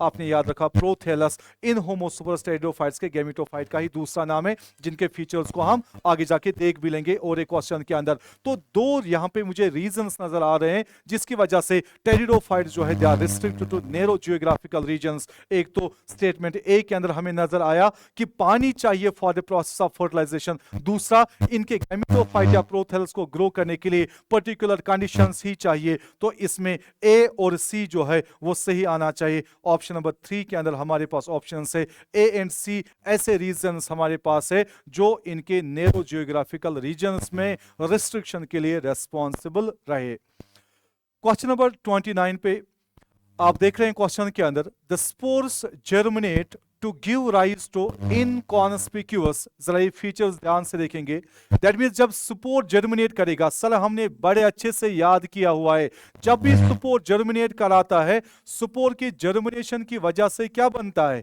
गैमेटोफाइट। गैमेटोफाइट से खुद सेक्स ऑर्गन्स बनते हैं, उनमें गैमीट्स बनते हैं, उनकी फर्टिलाइजेशन से जाइगोट बनता है, जाइगोट से फिर लेटर ऑन जो स्पोरोफाइट बनता है, स्पोरोफाइट से स्पोर बनते हैं, स्पोर की जर्मिनेशन की वजह से गैमेटोफाइट बनता है। तो इसी के रिलेटेड जरा क्वेश्चन देखिएगा, लिखा हुआ है द स्पोर जर्मिनेट, राइट। तो जब वो क्या बनाएगा? Gametophyte to give rise to inconspicuous. तो दैट मीन्स वो गैमेटोफाइट एक तो इनकॉन्स्पिक्यूअस होगा, उसके साथ साथ स्मॉल होगा, उसके साथ साथ मल्टी सेलुलर भी होगा, फ्री लिविंग भी होगा, मोस्टली फोटोसिंथेटिक होगा। सर हमें याद आ रहा है थैलॉइड भी होगा, और वो गैमेटोफाइट जो है उसको नाम देते हैं that is called as prothallus. तो दैट मीन्स स्पोर की जर्मिनेशन की वजह से जो प्रोथैलस बनेगा, सर फीचर्स प्रोथैलस के हमने याद रखे, वो प्रोथैलस गैमेटोफाइट एक तो उतना ज्यादा प्रोमिनेंट नहीं होगा, दैट्स व्हाई इनकॉन्स्पिक्यूअस वर्ड लिखा हुआ है, स्मॉल भी होगा, मल्टी सेलुलर होगा, फ्री लिविंग होगा, मोस्टली फोटोसिंथेटिक होगा, थैलॉइड बॉडी है, कोई true root stem and leaves नहीं है। टेरिडोफाइट्स में सुपोलोफाइट के पास होंगे true root stem and leaves, ना कि उसके प्रोथैलस, ना कि उसके गैमेटोफाइट के अंदर। तो दैट मीन्स ये प्रोथैलस के फीचर्स लिखे हुए हैं, आप बताओ ये प्रोथैलस या गैमेटोफाइट किसका है? क्या ये ब्रायोफाइट्स का है? नहीं सर, ब्रायोफाइट्स में जो गैमेटोफाइट था उसका प्रोथैलस नाम नहीं है, वहां तो मेन प्लांट बॉडी का नाम गैमेटोफाइट है। टेरिडोफाइट्स का ऑप्शन यहां पे सही है, यहां पे प्रोथैलस जो गैमेटोफाइट के फीचर्स ऊपर लिखे हुए हैं, ये बेसिकली फीचर्स या ये प्रोथैलस बिलोंग करेगा किसको? टेरिडोफाइट्स को, और पर्टिकुलरली होमोस्पोरस टेरिडोफाइट्स को, राइट। तो प्रोथैलस आपने याद रखा वर्ड, ये टेरिडोफाइट्स के गैमेटोफाइट के लिए इस्तेमाल किया जाता है। अल्टरनेशन ऑफ जनरेशन में आप देखते हो कि यहाँ रूट जो होगा या जो प्रोमिनेंट प्लांट बॉडी होगी टेरिडोफाइट्स में सुपोलोफाइट होगा, स्मॉल बॉडी जो है वो इसका प्रोथैलस या गैमेटोफाइट होगा, और दूसरे फीचर्स हमने इसके यहाँ पे याद रखे।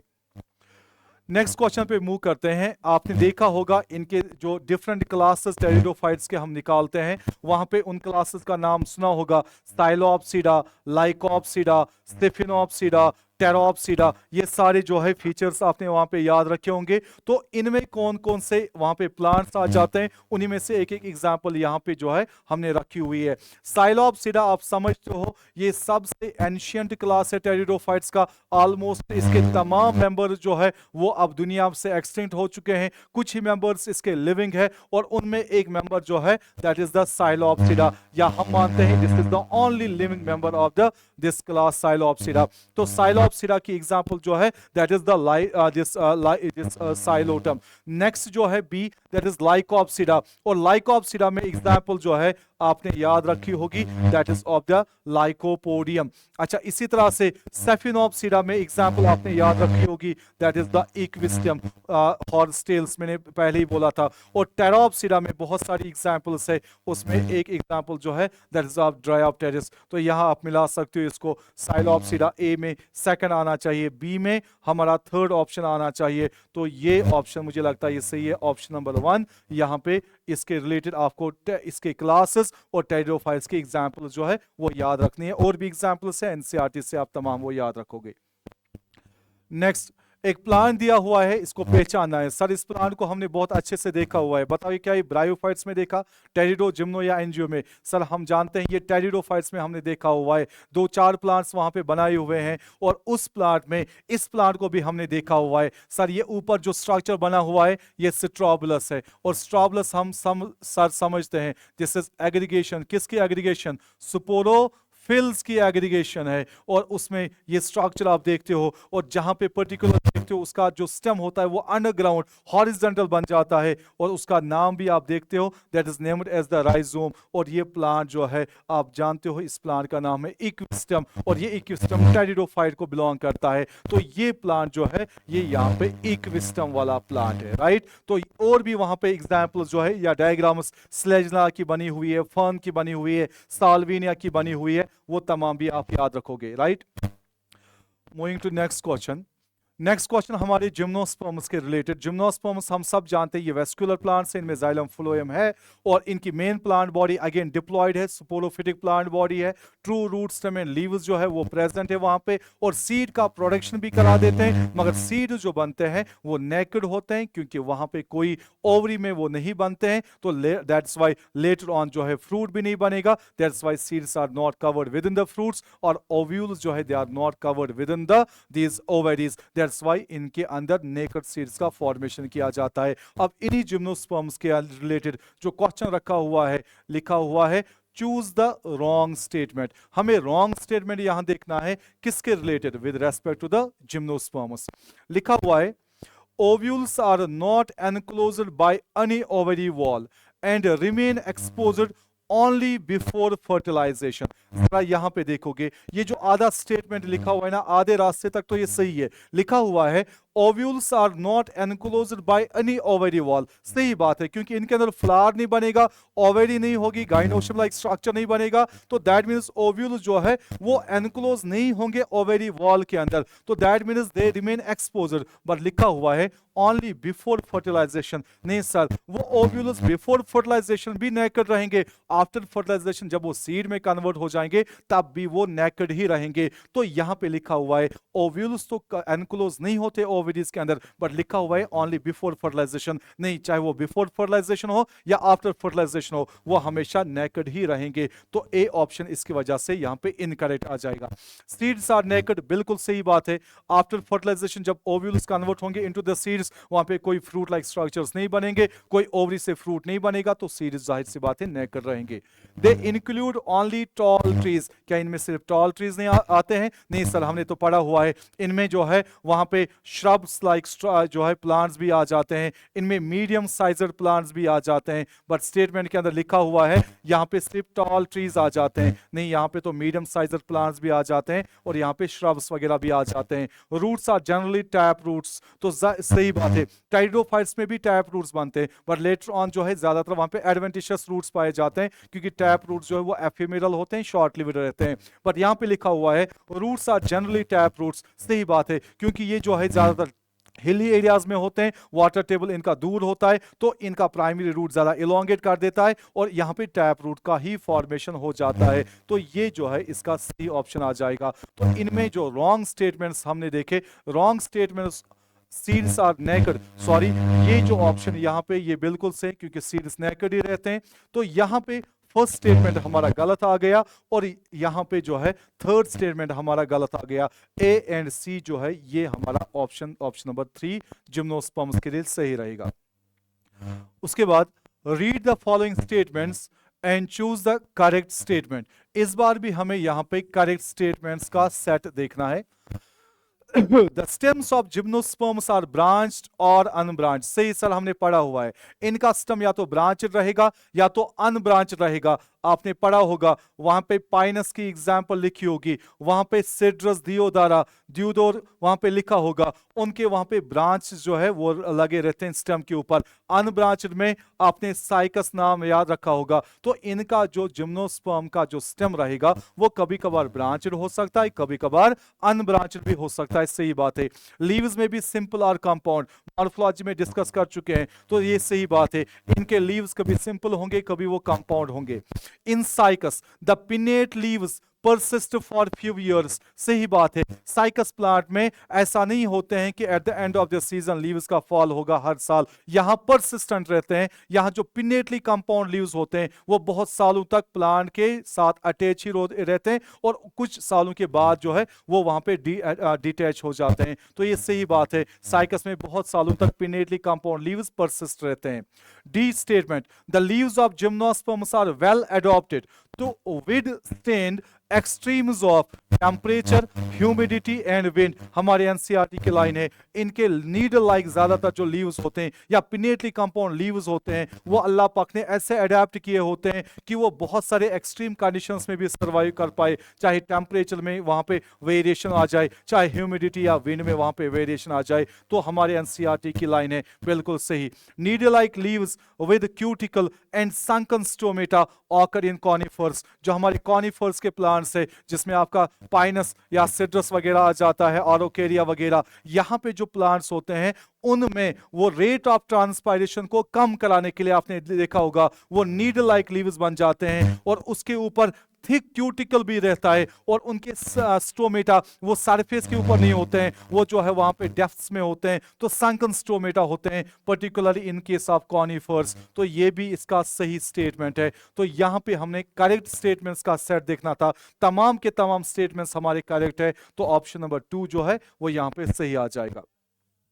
Next question, In which of the following plants male and female gametophytes do not have an independent free living existence? यहाँ ब्रायोटेरिडो और जिम्नोस्पर्म्स में पर्टिकुलरली पूछा गया है कि कहां पे यहाँ पे स्पोरोफाइट और गैमेटोफाइट जो है वहां पे फ्री एग्जिस्टेंस नहीं होती है, राइट? तो यहाँ पे जरा आप याद रखोगे, जितना भी हम हायर प्लांट्स की तरफ जाएंगे, जितना भी हम एल्गा से मूव करके जिम्नो एंजियोस्पर्म्स तक जाते हैं, आप सब जानते हो जो गैमेटोफाइट्स होते हैं वो फ्यू सेलर रहते हैं और वो पर्टिकुलरली 100% जो होते हैं अपने ही स्पोरोफाइट के डिपेंडेंट होते हैं, अपने स्पोरोफाइट के साथ ही अटैच रहते हैं और उनके ऊपर वो डिपेंडेंट रहते हैं। तो चाहे वो फूड मटेरियल के लिए होंगे, चाहे वो दूसरे प्रोसेसेस के लिए। तो यहाँ पे ये एक एनसीईआरटी की लाइन है, वहां पे लिखा होगा अनलाइक ब्रायोफाइट्स एंड टेरिडोफाइट्स, जो हमारे जिम्नोस्पर्म्स होते हैं ये ऐसे प्लांट्स होते हैं जिनका वहां पे मेल गैमेटोफाइट हो या फीमेल गैमेटोफाइट हो, they do not have independent free living existence. वो अलग से जमीन पे गैमेटोफाइट सर्वाइव नहीं कर पाते। तो यहाँ पे बिल्कुल ये लाइन आपकी एनसीईआरटी की है और ये जो क्वेश्चन है इट बिलोंग्स टू जिम्नोस्पर्म्स। और मैंने आपको स्टेटमेंट भी बोला, लिखा हुआ है unlike bryophytes and pteridophytes, gymnosperms के मेल एंड फीमेल गैमेटोफाइट्स जो होते हैं they do not have independent free living existence और उनका साइज बिल्कुल रिड्यूस जो है हो जाता है। आपको पता है इन the form of pollen grains वो वहां पे होते हैं मेल गैमेटोफाइट्स, कुछ ही सेल्स के स्ट्रक्चर्स होते हैं and they are totally dependent on their sporophytes. तो उनकी कोई फ्री लिविंग एग्जिस्टेंस नहीं होगी वहां पे। नेक्स्ट क्वेश्चन, ये हमने अभी देखा, conifers are adapted to withstand extreme conditions due to adaptations like, हमने सारे पढ़े, नीडल लाइक लीव्स बन जाते हैं, स्तंकन स्टोमेटा होते हैं, थिक क्यूटिकल होता है ताकि वो एडेप्टेड हो जाए, वो एक्सट्रीम कंडीशंस में भी अपने आप को सर्वाइव करा पाए, क्योंकि वहां पे पर्टिकुलरली पानी की कमी होती है हाई रीच के अंदर। अब ये एक मैच द फॉलोइंग क्वेश्चन जहां पे आपको ऑप्शंस देखने हैं। जाइंट रेडवुड ट्री, आपको पता है जाइंट रेडवुड ट्री, हमने सिक्यूआ का नाम सुना है जो जिम्नोस्पर्म्स को बिलोंग करता है, तो ये आपका सिक्यूआ वाला प्लांट आ जाएगा, राइट? रेडवुड ट्री आपको नाम सुना होगा, giant redwood tree. Fungal association हम जानते हैं, जो हमारे प्लांट्स होते हैं पर्टिकुलरली जिसमें पाइनस के रूट्स आ जाते हैं उसके साथ फंगल की एसोसिएशन होती है, माइकोराइजा उसको हम नाम देते हैं, तो ये फंगल एसोसिएशन पाइनस के रिलेटेड होगा। हेटेरोस्पोरस टेरिडोफाइट्स में ये लास्ट नीट के अंदर क्वेश्चन भी पूछा गया था 23 के अंदर, तो स्लैजिनीला, साल्विनिया, ये ऐसे प्लांट्स होते हैं टेरिडोफाइट्स में जो 2 टाइप्स ऑफ स्पोर्स का फॉर्मेशन कराते हैं। तो हेटेरोस्पोरस टेरिडोफाइट्स में स्लैजिनीला आ जाएगा और ब्राउन एल्गा में एक एग्जांपल यहाँ पे रखी हुई है, दैट इज इक्टोकार्पस, नाम सुना होगा, सिंपल वहां पे वो फिलामेंटस ब्रांच लाइक स्ट्रक्चर होता है इक्टोकार्पस, आपने वो फियोफाइसी के अंदर पढ़ा होगा। तो ये मैच द फॉलोइंग जो है ये आप सही करोगे, ए के साथ आपका 2 आना चाहिए, राइट? और बी के साथ 1 आना चाहिए, सी के साथ 4 और सी इसके डी के साथ 3, ये ऑप्शन नंबर 1 आपका यहाँ पे सही है, राइट? नेक्स्ट क्वेश्चन हमारा, ये एक डायग्राम आपकी एनसीईआरटी के अंदर हमने इसको पहचान लिया, ऐसे 2-3 डायग्राम्स जिम्नोस्पर्म्स के अंदर है और एक प्लांट वहां पे है, इसका नाम आप देते हो दैट्स कॉल्ड एज जिंको, इसकी स्पीशीज जो है that is ginkgo biloba, right, which is native to the China. तो ये बेसिकली जो है ये जिंको बाइलोबा का प्लांट है, पाइनस लिखा हुआ है, गलत बात है, ये जिंको लिखा हुआ है मगर साथ में लिखा हुआ ये एंजियोस्पर्मिक प्लांट है, नहीं सर ये एंजियोस्पर्मिक प्लांट नहीं है, ये बेसिकली जिम्नोस्पर्मिक प्लांट है, स्टाइकस भी नहीं है, तो ये जिंको है, जिंको बाइलोबा का प्लांट जो कि बेसिकली जिम्नोस्पर्म को बिलोंग करता है। तो ये आपका यहाँ पे सही स्टेटमेंट रहेगा।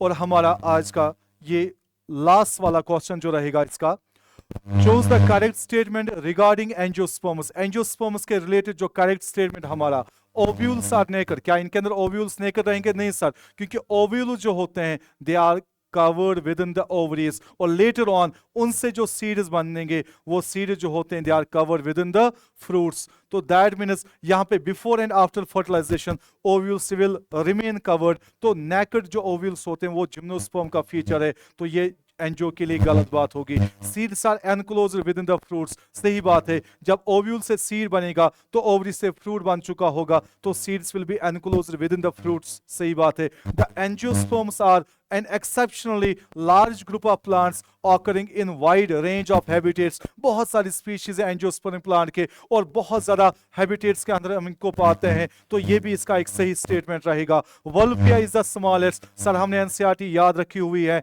एंड यूकेलिप्टस जो है वो एक लार्ज टॉल ट्री रहता है विच इज ओवर 100 मीटर्स, ये भी आपका सही स्टेटमेंट रहेगा, आपकी एनसीईआरटी की लाइन है। Reticulate venation is characteristic feature of monocots, नहीं sir, reticulate venation is a feature of dicots, monocots का फीचर जो है दैट्स पैरेलल वेनेशन, तो ये इसका जो है रॉन्ग स्टेटमेंट रहेगा। हमें वहां पे देखना था द करेक्ट स्टेटमेंट्स का सेट कौन सा था, तो यहाँ बी सी एंड डी जो है, बी सी एंड डी आपके ऑप्शन नंबर सेकंड में यहाँ पे है, तो ये आपका यहाँ पे करेक्ट ऑप्शन रहेगा इसके रिलेटेड। तो इस सेशन के अंदर हमने कुछ इंपॉर्टेंट क्वेश्चंस आपके एनएफटीएस बॉटनी में डिस्कस किए, और जो चैप्टर हमारा रहा that was the plant kingdom. I hope इस सारे सीरीज को आप अच्छे से देखोगे और आपके मैक्सिमम क्वेश्चंस इंशाल्लाह जो है वो आपके यहाँ इस एनएफटीएस के सीरीज से निकल के आ जाएंगे। स्टे ब्लेस्ड, अल्लाह हाफिज।